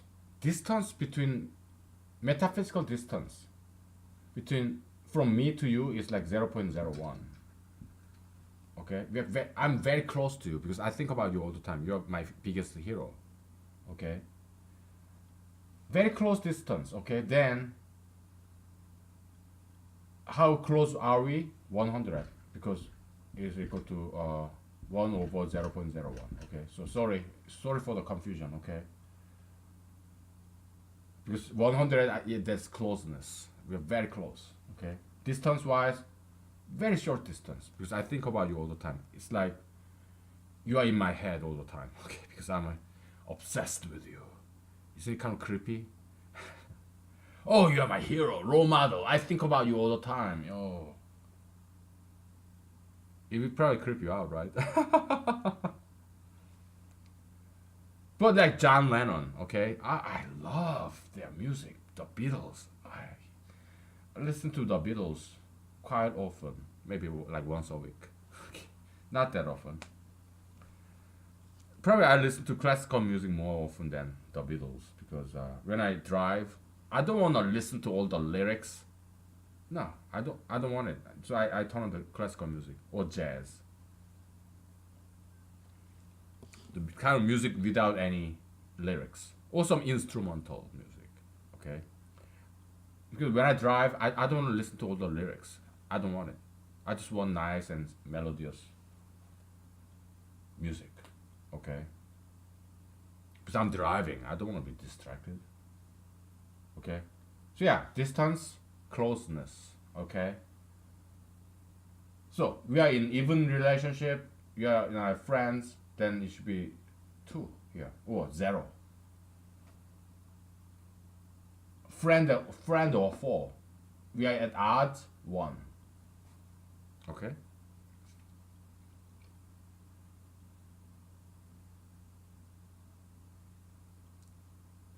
We just call it F, okay? F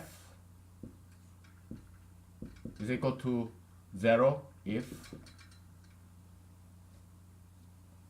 2 people are friends. 1 if false. They are false, okay?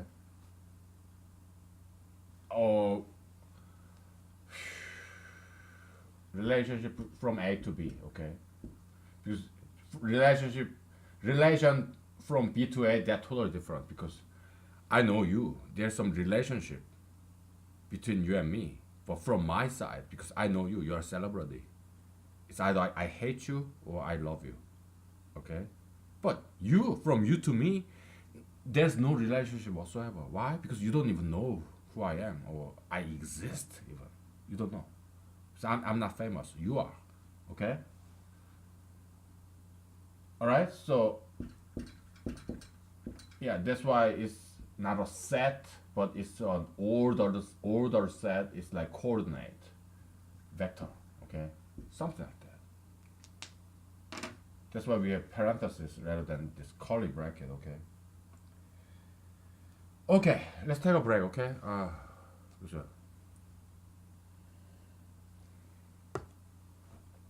Alright?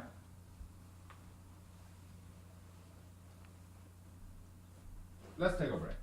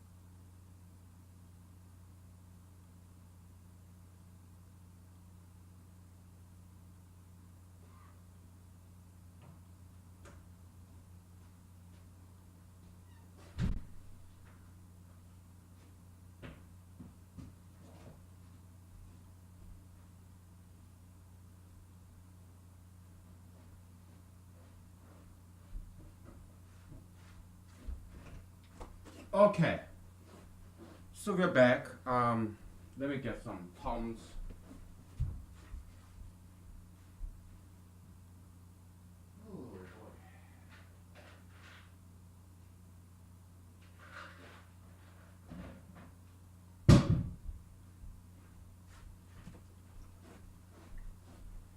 So, I mean, so friend and foe, it's like or dislike. Okay, if you like this person, it's 0. Dislike this person is then it's 1. To give this some sign, okay, -1 to the 0 is 1. Okay, so it's positive. You see closeness is always positive. Pure quantity, okay, just 1 over metaphysical distance. Okay, 4, you hate this person, then it's 1. So it's enmity. We can call it E instead of F, but friend foe F, right? So it's like, would you drop the F bomb on that person? Then it's 1. Oh, fuck that person. Fuck him. Then it's 1. Okay. No, don't fuck him. He's cool. 0. So F bomb or not. 1 or 0. Enmity. Okay. See, humanology is fun, okay? Yeah, it's mathematics, okay? But it's fun, okay? So, it's magic of humanology. Humanology is very humorous. Humidity. Some moist, some good stuff in there. Something that you enjoy, okay? So, welcome to humanology. Closeness, okay? We are very close. The higher the number is, the shorter the distance is. Oh, we are very close. Very close. 100 or 1000 closeness. Meaning the distance is very small between you and that person. Okay? And that person could be your enemy. You think about that person all the time because you hate him. You hate him so much. Okay? Ah, Oscar Wilde. Oh, John Maynard Keynes. Oh, Alan Turing. Ugh. Ugh. I don't like those people. I'd rather befriend Adolf Hitler than those people. I'm just kidding, okay? I wouldn't befriend anybody. Just kidding. Just laugh it off, man. Come on. Why do you have to be all serious all the time, okay? Why can't you just laugh it off? Why are you serious all the time, huh? We have one life to live, right? Why not laugh? Why do you have to be also angry and just be happy? Don't you want to be happy? I do. I want to be happy. Oh boy. Yeah, it's one way to do it, okay? But it's kind of bulky. Oh, it branches out, 0, 1. Come on. We don't want that. So, again, we are going back to what we have done before. Yeah, that product. Okay? If you hate somebody, why? There should be a reason. Probably because that person and you disagree on pretty much everything. Do you love that person? Okay, why? There should be a reason, right? Oh, I don't know. I just love him. Okay, so you're a woman, right? You probably love him because he has a lot of money. Yeah, women, they say, oh, we are complex gender. We are so sophisticated. I don't think so. Women love a man who has a lot of money. Men love a woman who is young,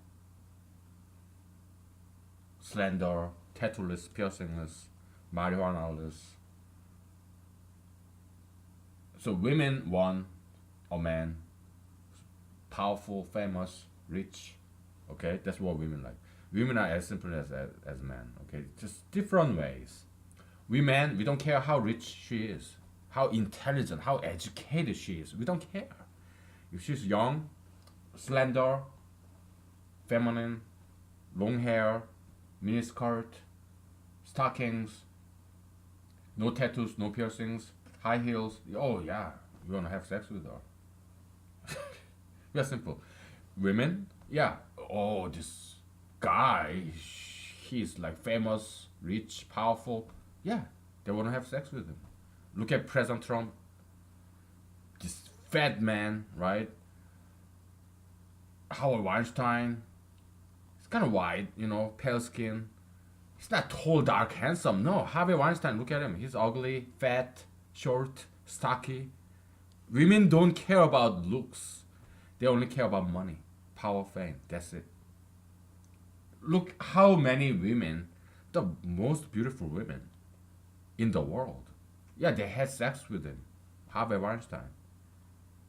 They went to his hotel room, one-on-one basis, to have sex with him. Why? Because they wanted this acting job, role. So many women had sex with, I'm just speculating. I don't know. Speculating. But you probably know it's true, right? Famous person, famous man, rich, powerful, famous man. Yeah, they get girls all the time. Like President Trump, right? Yeah, he brag about it. Oh yeah, I had sex with like what 1,000 girls, whatever. I stopped counting because there are so many of them. When you are a star, yeah, they let you grab their pussy.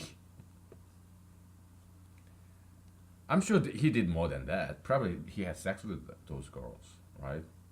Because girls want him. They know he's married. They don't care. They're just turned on. They want to have this experience. To have sex with a doctor or this big figure. They don't care if that person is tall, dark, handsome. Nah, no.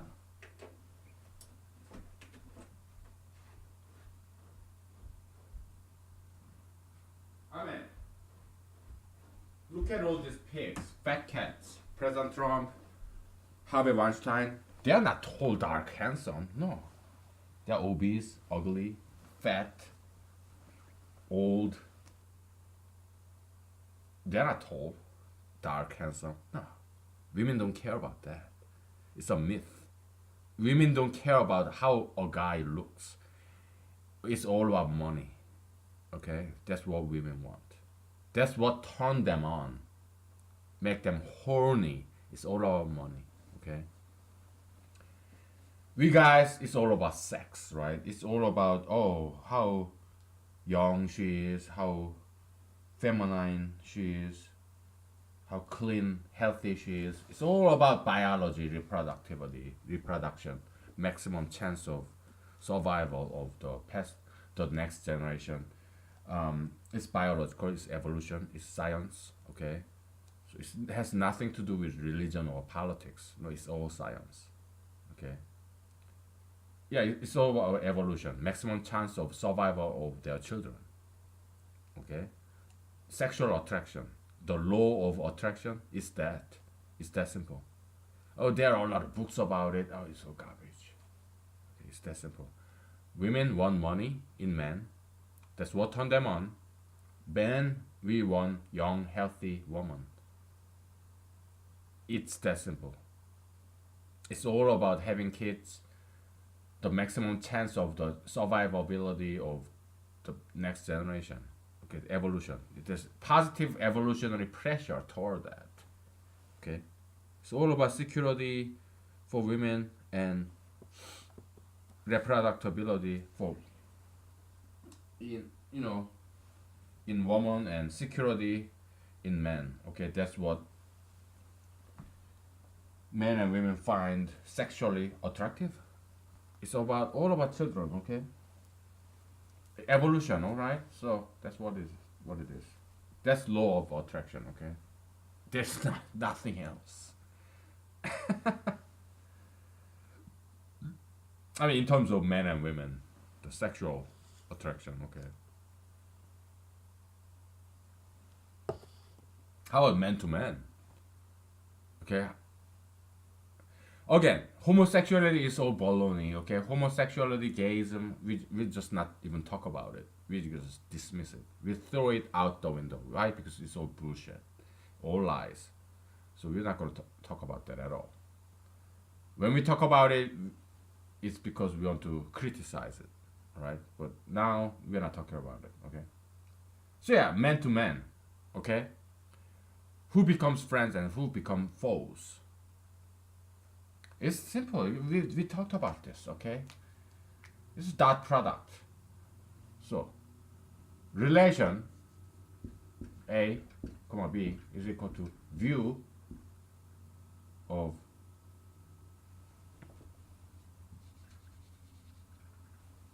sigma over I. View of A on I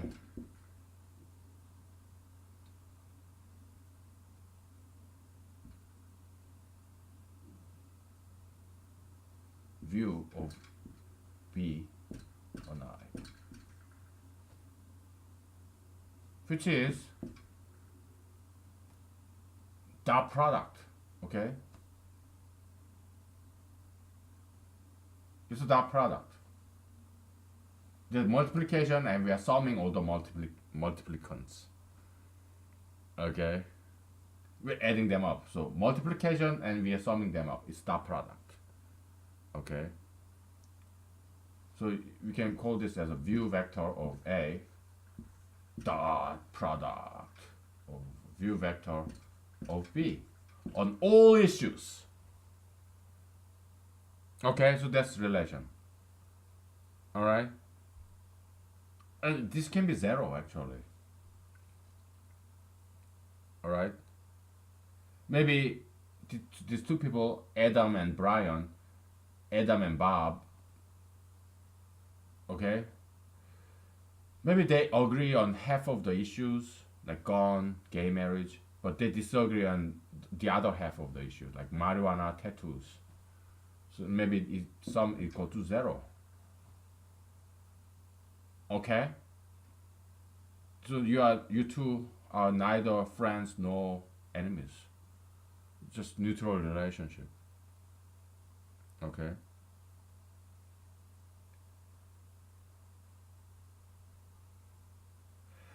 What if this Bob is a very famous person and you, like me, underdogs, just ordinary person, not famous, just good person, good citizen. But B maybe a controversial figure, okay? You agree with Bob half the time, disagree with Bob the other half of the time. Okay. Yeah, so there's this issue, okay, because so this is relation, right? But closeness, you remember relationship has sign, but closeness does not have any sign. Okay, so maybe it's wrong for us to say closeness is just plus or minus relation. Maybe it's wrong that way. Because let's say if this equals to zero because you agree with Bob half the time, disagree with that Bob another the other half time, so it becomes zero. You don't hate him, you don't love him, kind of neutral relationship. But you know a lot about Bob though. You have knowledge of Bob. So closeness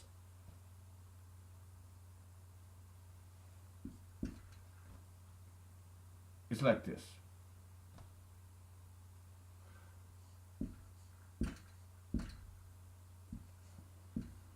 We give it this absolute value because we're not going to neutralize everything, okay?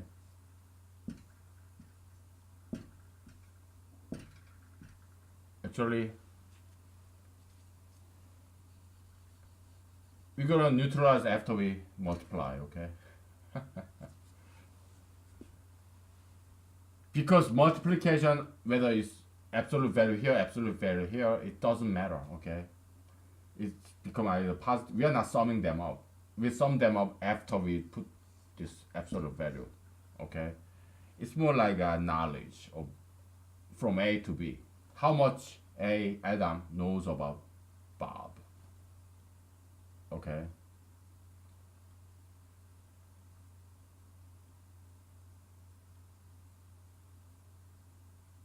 Yeah, so it's zero only if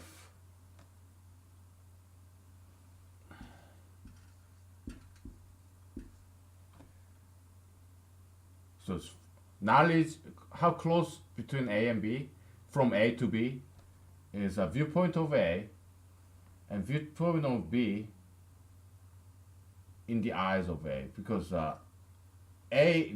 Bob is a celebrity, A underdog like you and me, okay? Most of you, by the way. I'm certainly underdog, but you maybe you are famous, probably not, right? I mean, famous people. Do you think they'll be watching this? I don't think so. Yeah, we are just poor people helping each other, right? Small people. Anyway, but once I become very famous, thanks to you, yeah, then maybe famous people can would watch this for what, like 1 second, 10 seconds. I don't know. Whatever. So yeah, this person A, Adam is like you and me. We are not celebrities, but Bob is a celebrity. Okay, Mr. Bob. Okay, the king of pop, whatever. Bob the pop king.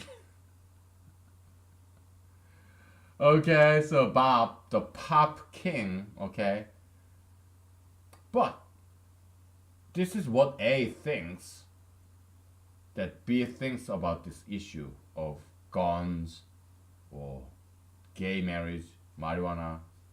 But A can be misinformed. It could be a misunderstanding. Maybe Bob is just pretending to be a pro-gayist, while he opposed gayism. So Bob could be a closet anti-gayist. He's hiding his anti-gayism. I think that's what President Trump is. I don't think he likes gay marriage. He just pretend he likes it. He's okay with it, just because he's a businessman and politician. He doesn't want to be unpopular, so reluctantly maybe he's just approving it. I think that's how it is. Okay. I don't think he want. I don't think he wants his children to be gay or transgender. I don't think he wants that. Okay. Anyway, maybe he's just pretending to be a moderate pro-gayist when he's actually an anti-gayist. Okay, it's my guess. Okay. Anyway, because when this Supreme Court decision in back in 2015 about gay marriage, he kind of blamed the Justice Roberts. You know, oh, it's his fault. He's what Chief Justice in the Supreme Court, but look what happened. Gay marriage legalized. Actually, it's more complicated than that. Okay, because Supreme Court, they don't have such power. Constitution does not give power to Supreme Court whether the state law is constitutional or unconstitutional. No, it's called judicial review, and at least in my opinion and many smart people's opinions, judicial review doctrine is unconstitutional. Okay, why? Because Supreme Court does not give this supreme power in Supreme Court. Because too much is dictatorial, too much power in one branch of government, Supreme Court. That's against Constitution. Okay, Constitution does not give supreme power to Supreme Court. Law of the land, no, that's not Supreme. Law of the land is Constitution itself. It's not Supreme Court decision. Constitution does not give Supreme Court decision to be the law of the land. It came from Justice Marshall, who was Supreme Court justice. Okay, he gave Supreme Court, his court, that kind of power. It's a usurpation of power, which is unconstitutional. Okay. So Supreme Court, they say, oh yeah, gay marriage, yeah, you cannot forbid that. That's unconstitutional. It doesn't mean anything, okay? Because it's their opinion. They don't have supreme power. They don't have monopolistic power to interpret Constitution. Constitution does not give that exclusive power to interpret Constitution to the Supreme Court. Constitution does not give that power to Supreme Court only. No. It's co-equal branches. Executive, legislative, legislative, Congress, then executive, and then Supreme Court. That's the ordering. Article 1, 2, 3. Okay? So Supreme Court is the least of the three co-equal branches. Okay? So, yeah. So Supreme Court declare gay marriage as something legal and constitutional. It doesn't mean a shit. Okay? If you say so, if you think it's the law of the land now, you're ignorant. You don't know what Constitution is, what it says. You're just ignorant, okay? Just saying it like it is, okay? I'm sorry if I'm offending you. I'm just, yeah, I went to law school. Yeah, I learned constitutional law, so just telling you what I learned, what I know about it. I mean, it's not like what they taught me. No, I read Constitution myself. See, I know about it. I mean, law schools, they're kind of liberal, you know, just like any other schools. So, yeah, it's what I tell you. It's not necessarily what I learned in school. Okay. So, anyways, but I love my alma maters, law school, graduate schools. I've been to one Ivy League school, kind of low Ivy League. Okay. I dropped out, but yeah, I learned great deals. So I love my alma maters. They're like my parents, you know. I don't have to, I don't agree with everything what my parents have to say, but I love them. You don't have to hate somebody just because you disagree, you know. Okay. Okay, we're gonna take a brief break, okay? We'll take a break and we'll talk more about this. Alright? Okay. It shouldn't be too difficult to you because we've been through this before. A while ago. Okay? Yeah, we'll take a break.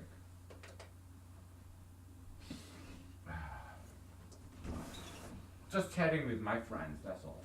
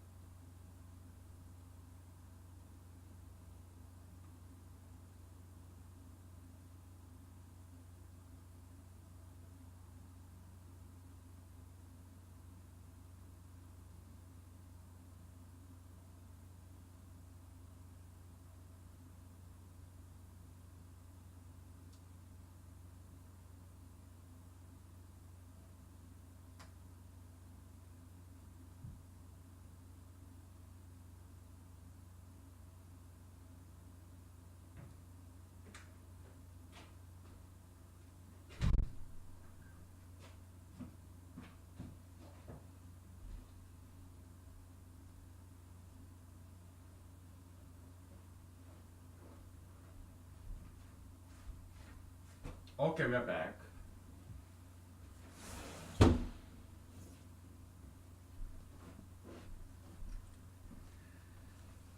Alright, so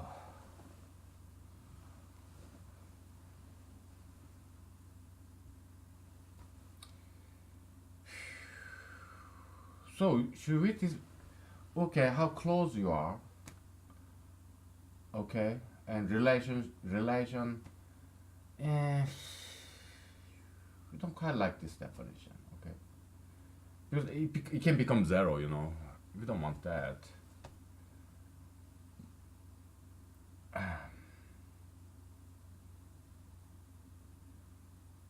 So we may have to just stick with this -1 to the friend or four. Maybe we have to stick to that because it's kind of messy, but I think it works better because we don't want to make zero. I mean, you know a lot about that person, right? So that person is kind of close to you. Although, yeah, agree. Yeah, he's anti-gayist, I'm gayist, pro-gayist. He's antagonist, I'm progonist. So, and then he's a pro-tattooist, I'm pro-tattooist. He's a pro-marijuana, I'm pro-marijuana. So we disagree on two issues, we agree on two issues. That's that are equally important. So I don't hate him. I don't love him. Just whatever. But I know a lot about that person though, right? I'm just giving you an example. Okay, I'm not a gayist. Some people think I am. Not surprisingly. Oh, is this surprising to you? Some people think I'm gay. Oh boy.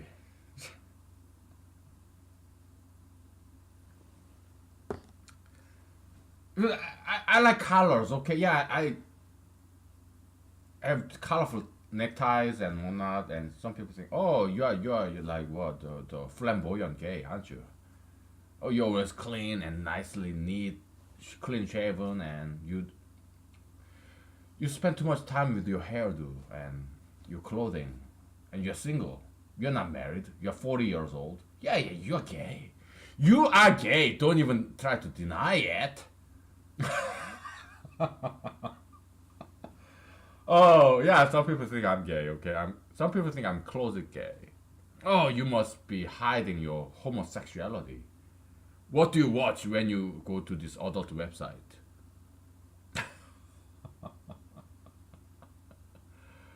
Well, if I go to adult website, do you want to know? It's like sex life is like bathroom, right? Yeah, it's something personal, it's embarrassing, and it's all the same. Everybody does it. Everybody has sex life. I mean, whether it's masturbation or real sex. Everybody go to bathroom. It's something private, right? And so there's nothing new about it.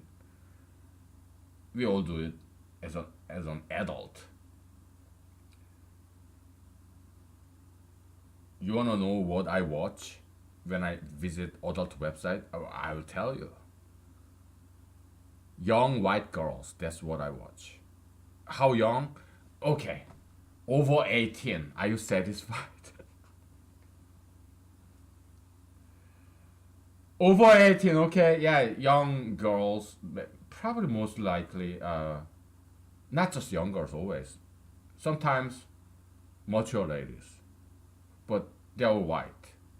Okay, those are the ladies that I watch when I go to internet adult website. Some of them are in their 40s, 50s, 30s, 20s. Okay?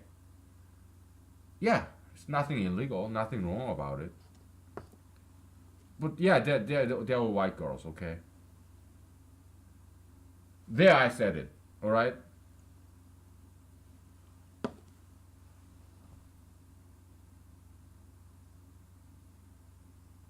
Nobody's gay, okay? Nobody is. The people who subscribe to gayism, gayists, they try to be gay, okay, because they think it's the right thing to do. They train themselves to think gay. When they see, let's say there's a man, and this person is a gayist. When he sees another man, he tries to think in a sexual term because he thinks it's the right thing to do. He's possessed by the devil. Okay, he follows this rule of gayism. Okay, he's possessed by Satan of gayism. Okay, some white girls I see, they try to date ethnic men. I've seen this beautiful model type, tall, slender, blonde white girl, young, very beautiful girl. He tried to date. She tries to date ethnic men. This total garbage. Like she was dating this guy, Asian guy, old Asian, dirty, ugly, fat, short, stocky guy. And I think he's a very rich man. Okay, so he got a lot of money, but he looks so shitty. This old Asian guy, he's old, ugly, mustache, and he's short and he's fat. And this young, beautiful, blonde, tall, blonde, slender white girl, looks like model. She was dating this stocky, short, fat, ugly, old Asian fuckhead. It broke my heart. Oh Why waste this beautiful white blonde gene on this garbage, human garbage? Oh boy, disgusting sight. Some blonde girls, yeah, they want to destroy their white gene, okay, because they are possessed by this devil of ultra interracialism. They want to date ethnic men so that their children become ethnic, so that her white gene, beautiful Caucasian blonde gene, blue eye gene, get destroyed. Self-destruction. Okay, this is the prevailing dominant theme of America today. It's a self-destruction, suicide. Okay, marijuana, you wipe out your memory so that you can remember a thing. You cannot learn a shit. Marijuana, tattoos, ugh, piercings, ugh. They're monsterizing themselves. Obesity, sugar, fat. Oh, oh, I get sick, I get injured very often because I'm so fat. I'm gonna depend on the government pay, disability, claim disability, and raise the medical cost, insurance premium for everybody. Yeah, I wanna eat, sugar, fat. I become big. I'm depressed because I'm so ugly. Nobody wants me. I get sick a lot because I'm so inactive. I cannot work. I get injured very often because my bone crushes because I'm too heavy. Yeah, medical insurance, Medicare, Medicaid, disability pay. And look at President Trump. He's a fat man, okay? Yeah. Can he lead America? I don't think so. He never exercises. Oh, I don't never smoke cigarettes. I never drink alcohol. Yeah, but so what? You eat all the pizzas, fried food, sugar, fat, ice cream, 2 scoops when everyone else is having 1 scoop. Yeah, sugar and fat, that's worse than cigarettes and alcohol. Sugar and fat, okay? He take pictures with all these tattooed people, gay people. Oh yeah, gay is okay, tattoo is okay. Marijuana is okay. Yeah, yeah. Let states do whatever they want. That's President Trump. You want to re-elect him? His 2 daughters, beautiful blonde daughters. He give one to this ethnic man, a Jew. So his granddaughter looks like Hispanic. Yeah, this blonde gene, this white Caucasian heritage is now destroyed because stupid Ivanka dumb blonde Trump married a Jewish guy, ethnic man. Jews are not white, they are ethnic, they are Middle Eastern, okay? Browns. The other stupid dumb fucking blonde, Tiffany Trump, he's dating another Jewish guy, even darker man. Their children, if they marry, yeah, ethnic. No blonde, no blue eye, no blue eyes, no white skin. Yeah, it'll be just browns. Okay? He cannot even protect and preserve his own daughters from this ethnic invasion. How can he possibly protect and preserve white race in America? He can't. He couldn't even protect 2 daughters of his who are the most precious to him. Can he protect white race in America? No, no way, no chance. If he tries, he'll be called branded racist because he's white. I'm the only one who can protect and preserve the white race in America. Why? Because I'm not white.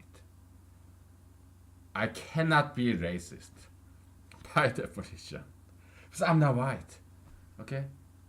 I love every race. Black race, white race, brown race. It's like rice. I love black rice. There is black rice. I love it. Oh, so good. I love black beans. Rice. There are black rice, brown rice, and white rice. Beans. There are black beans, brown beans, and white beans. I love them all. Okay. Oh.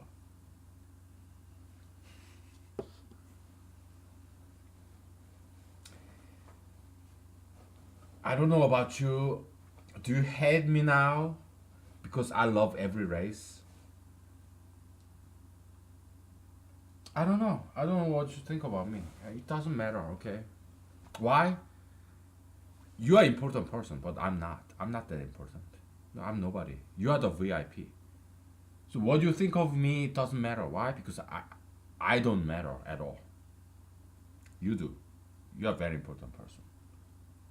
That's why I'm presenting this to you. Okay? How long would I live? I mean, I'm 40 years old. I live what?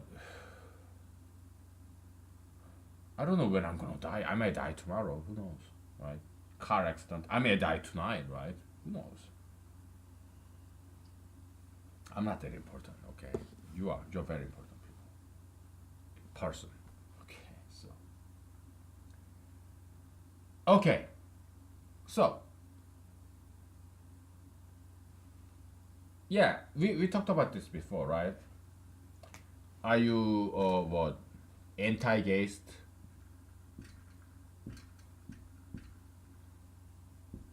Progonist?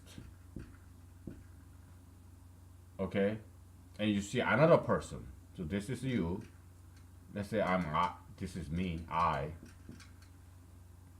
I'm anti-gayist and progonist, but more moderate conservative. Okay, so you multiply is 15 plus 3, 18, right? It works like magic. Okay, it doesn't matter whether you are politically liberal or conservative. If you are on the same side on these issues, it always become positive because negative times negative is positive. Okay, and positive times positive is negative. Positive. But if you differ, you're both pro-gayist, and I'm anti-gayist, and I'm anti-gonist. You're pro-gon. We are differing. We are different. So our relationship kind of become negative. Okay, it works like magic, right? You have to test power of mathematics and power of humanology. Okay, it doesn't matter what your political inclination is. If you're different, it's negative because we're multiplying them. Okay. All right. I think we did enough of this. Okay.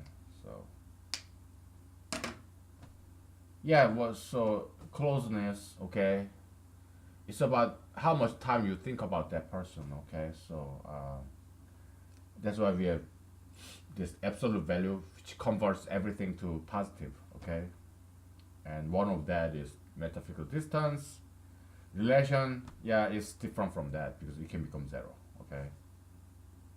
And let's just leave it at that. And how about friend and foe? We have to define it in terms of relation. Okay. Why? Because if you that person is controversial figure to you because you agree with half of what he thinks, what he says, and you disagree with the other half of what he says. So he's neither your friend or nor your enemy. Controversial figure. It's kind of neutral. Okay. So friends and foe, yeah, you have to take into account the sign. So we cannot put absolute value there. Okay.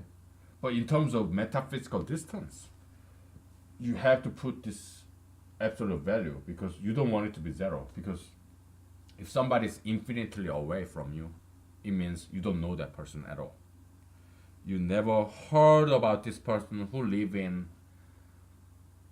Indonesia. You don't know that person's name. You never seen him. You don't speak the language. Or somebody in Russia, wherever. Or somebody in your own state, in your own town. You never know this person. Somebody even in your neighborhood. You never seen him. You never heard about him.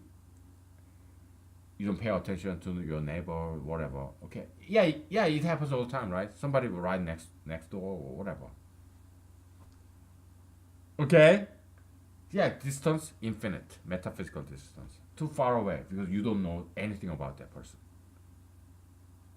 In my neighborhood, do I want to know my neighbors? Not really, because I want privacy. Okay, I don't want to say hello every time when I see them. No, I'd rather not know them.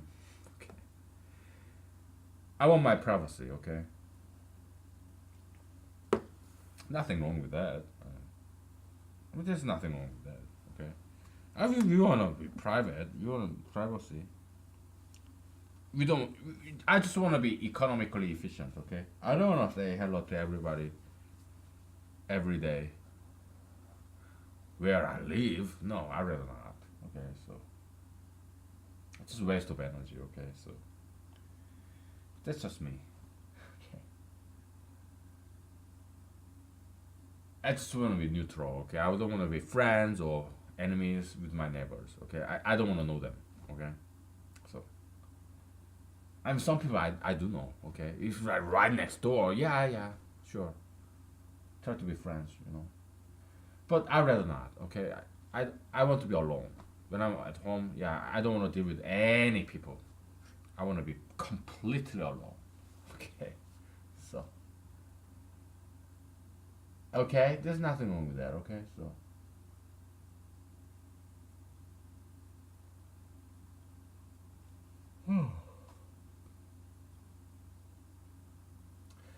so yeah, relation.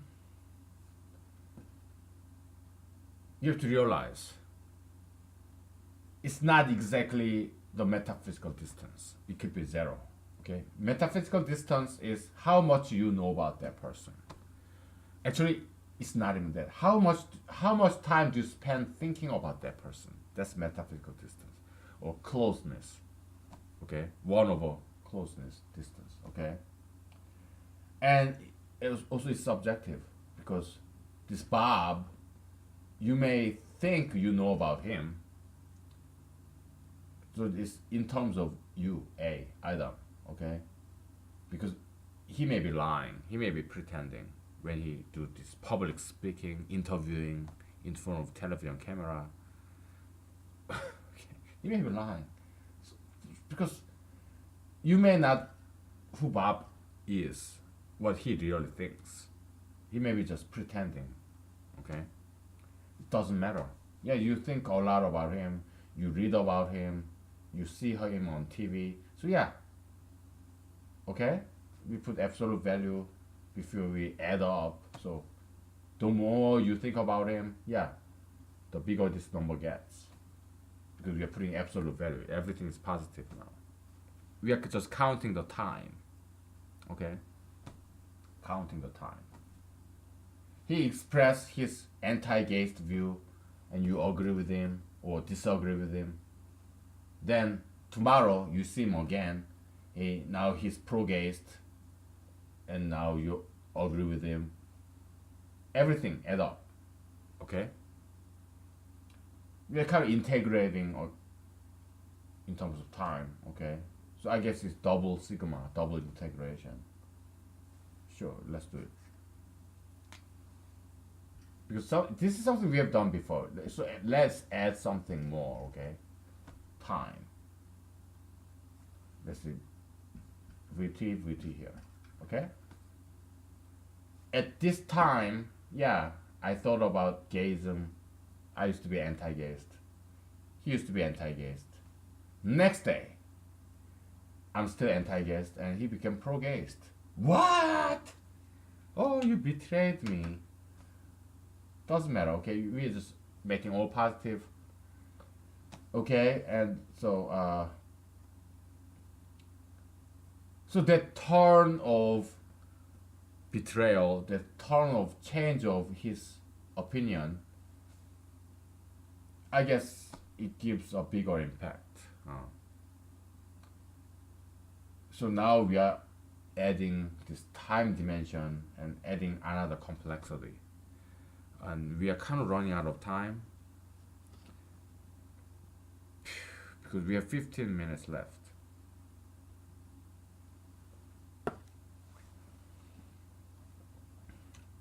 Because we want to evolve this equation. We don't want to be satisfied with what we have done before. We want to be better. bigger and better. Okay, so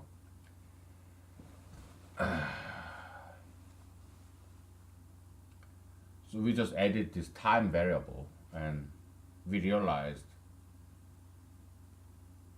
it's not as simple as this. I mean, it's complex enough already, but my goodness. Because if somebody declare, oh, you know, I used to be straight, but now I'm gay. They do that when, like, you know, Queen, you know, the British band Queen, like, you know, yeah, I like some of their music, like Fat Bottomed Girl, yeah, cool song, or Crazy Thing Called Love, yeah, cool music, or even Elton John, like Blue Eyes, Lady has blue eyes, fantastic music. I love that song, beautiful. So Queen, you know, or Elton John, they used to make good music when they used to be straight. After they become gay, no good music. Why? Because gay people, you know, they cannot inspire each other. Because it's not just good enough. It takes heterosexuality, natural stuff. It takes a woman for a man to create good stuff. If a man have another man, gay man, no, you cannot create some good music or good painting or sculpture. No, it just doesn't work that way. Okay, but all these once hot celebrities like Elton John or Queen,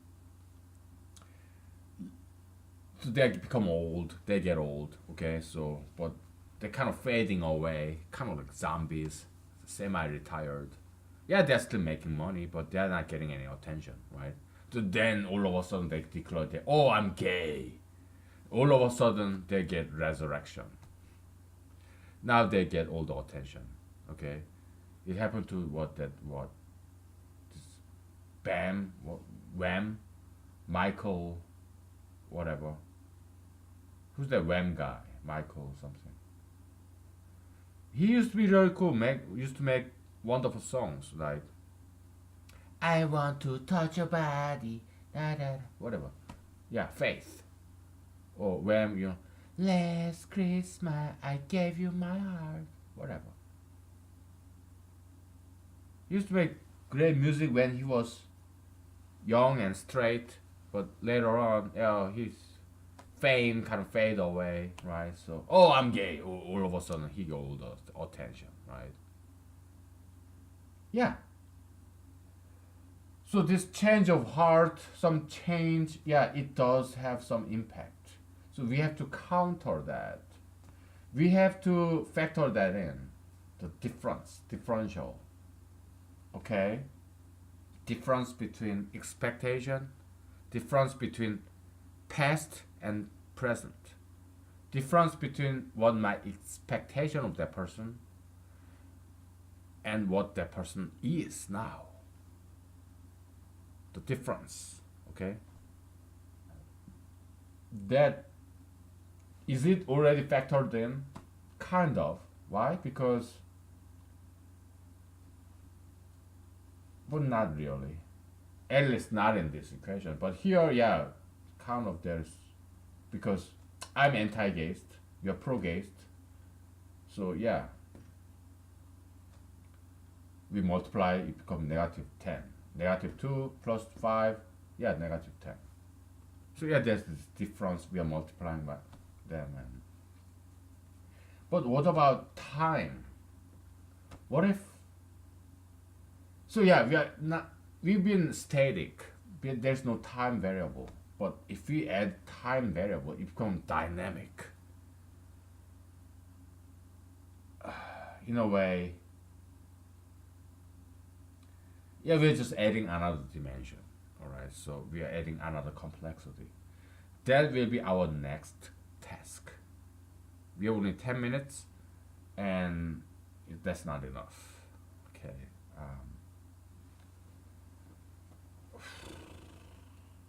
because I think I'm gonna eat and go to a bar, club, okay? Because this weekend is just too long, and I'm not getting any date, so I want to socialize. Otherwise, it's just too boring. Okay, so I probably go to a bar. After I eat something, become totally sober, then I can drive. Okay. Anyway, so we are adding time dimension, and now we need to modify this equation. Okay. Because time dimension is like this. Okay. Old information versus new information. That person used to be straight. Now all of a sudden he's gay. Okay, so it's shocking, sensational, something different. That's why people do it. Okay, they're attention whores. Okay, they wanna be different from their own past and also different from other people. That's special, right? Spatial difference, temporal difference is within you. Okay, you now and you in the past, that's temporal difference. Spatially same is same you, one dot in this spatial coordinate, only differing in time.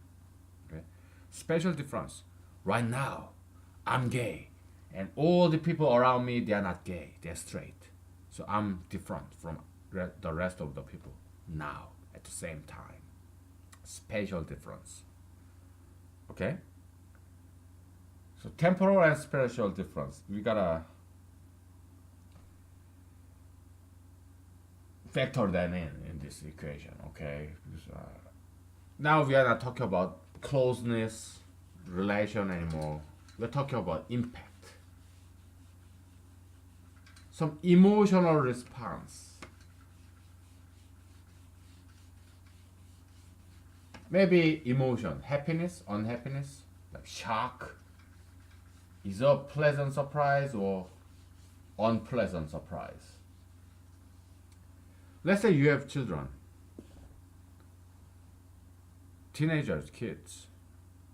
Let's say you're a father and you have a daughter. Okay, let's say you're a father and you have a son. Okay? He is 15 years old.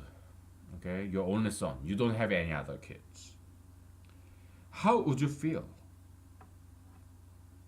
if your son say, "Oh, I just discovered, I realized I'm gay. Dad, I'm gay. I realized I was born gay because I listened to all this Lady Gaga song and you're born gay, I'm born this way." So I think I was brainwashed by this repetition. I know you are Christian. You do the same thing in church. You do this Lord's prayer every day, every night. It brainwashes you. Same thing. Lady Gaga, yeah, she brainwashed me. I think I'm gay. I think I'm born gay. Yeah, I think I love another man. I think I'm born gay and so yeah. Do you still love me, Daddy?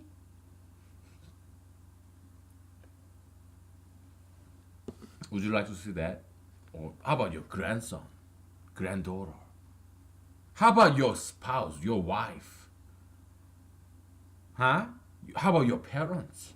How would you feel if your loved one suddenly declare, "I think I've been pretending all this life. I think I was born gay and I've been pretending because of this stereotype, this social Christianity and all this social pressure to be straight, but I think I was born gay because Lady Gaga, she told me, yeah, she's not a scientist, but she's very famous. So I think she managed to brainwash me, and I think I was born gay. I already, always, I'm a man. I think I always loved men.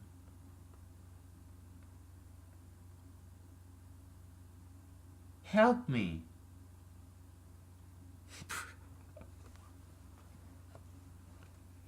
I do want to help you. Yeah, it's this again gravitation. Humongous ideological planet like pro-gayism. Oh, it's so big now. You're just helpless. You cannot quite resist this gravitational pull.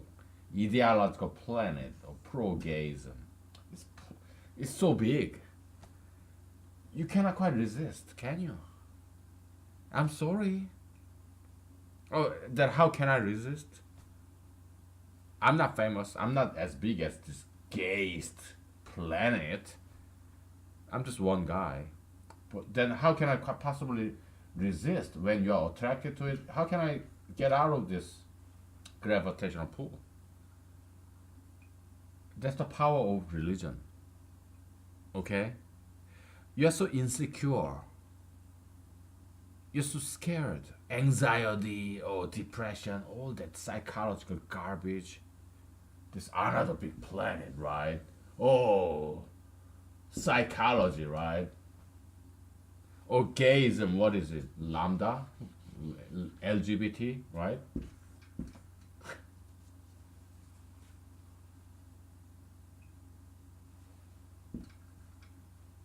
Me, I'm going against it. I'm anti-gayist, I'm anti-psychologist. But you go, yeah, vector summation, right? That's you and that's me. Okay? Whatever the majoritarian mainstream is, I always go against it. Oh, not always. Criminalism. How many people are criminals? Maybe 1% of Americans, right? Do I side with criminals just because they are minorities? No. To be honest, I don't care whether it's majority or minority. I'm a humanologist. I always side with what is right. How about President Trump? Is he right in his effort, at least his intention to build a southern border wall? Yes, I agree with him. We need to have a wall there. The methodology, I disagree. Uh, he's relying on Congress. No, of all people, he should know better, okay? Why not commercialize it, man? Commercialize it, yeah, just gather some, private investors, build a wall for free. Yeah, just commercial advertisement space in the along the border wall. You don't have to like rely on taxpayers, man. There's no need, okay? But yeah, building the border wall is correct. I mean, I agree with him. All right. Majority Republican mainstream President Trump. I agree with him regarding this issue of border, southern border wall. Yeah, I agree with him. So I don't always side with minority. Sometimes I do side with majority. Okay. But this lambda, this LGBT, psychologism, yeah, I'm I go against it. How can I do it? Because I'm a believer. That's the magic of religion. Okay, you can defy majoritarian ideological planning. Why? Look at Jesus. He walked on the water, defying the law of gravitation. That's the power of religion. There's no other way. Okay. You want to defy the mainstream, majoritarian ideological planet of pro-gayism and pro-psychologism? Only religion can make you defy because God is infinite. God can give you energy, courage, bravado to go against the mainstream. Only religion can do it. There's no other way. Okay, so I recommend you Christianity. Okay, right. Time is up. Thank you. Bye.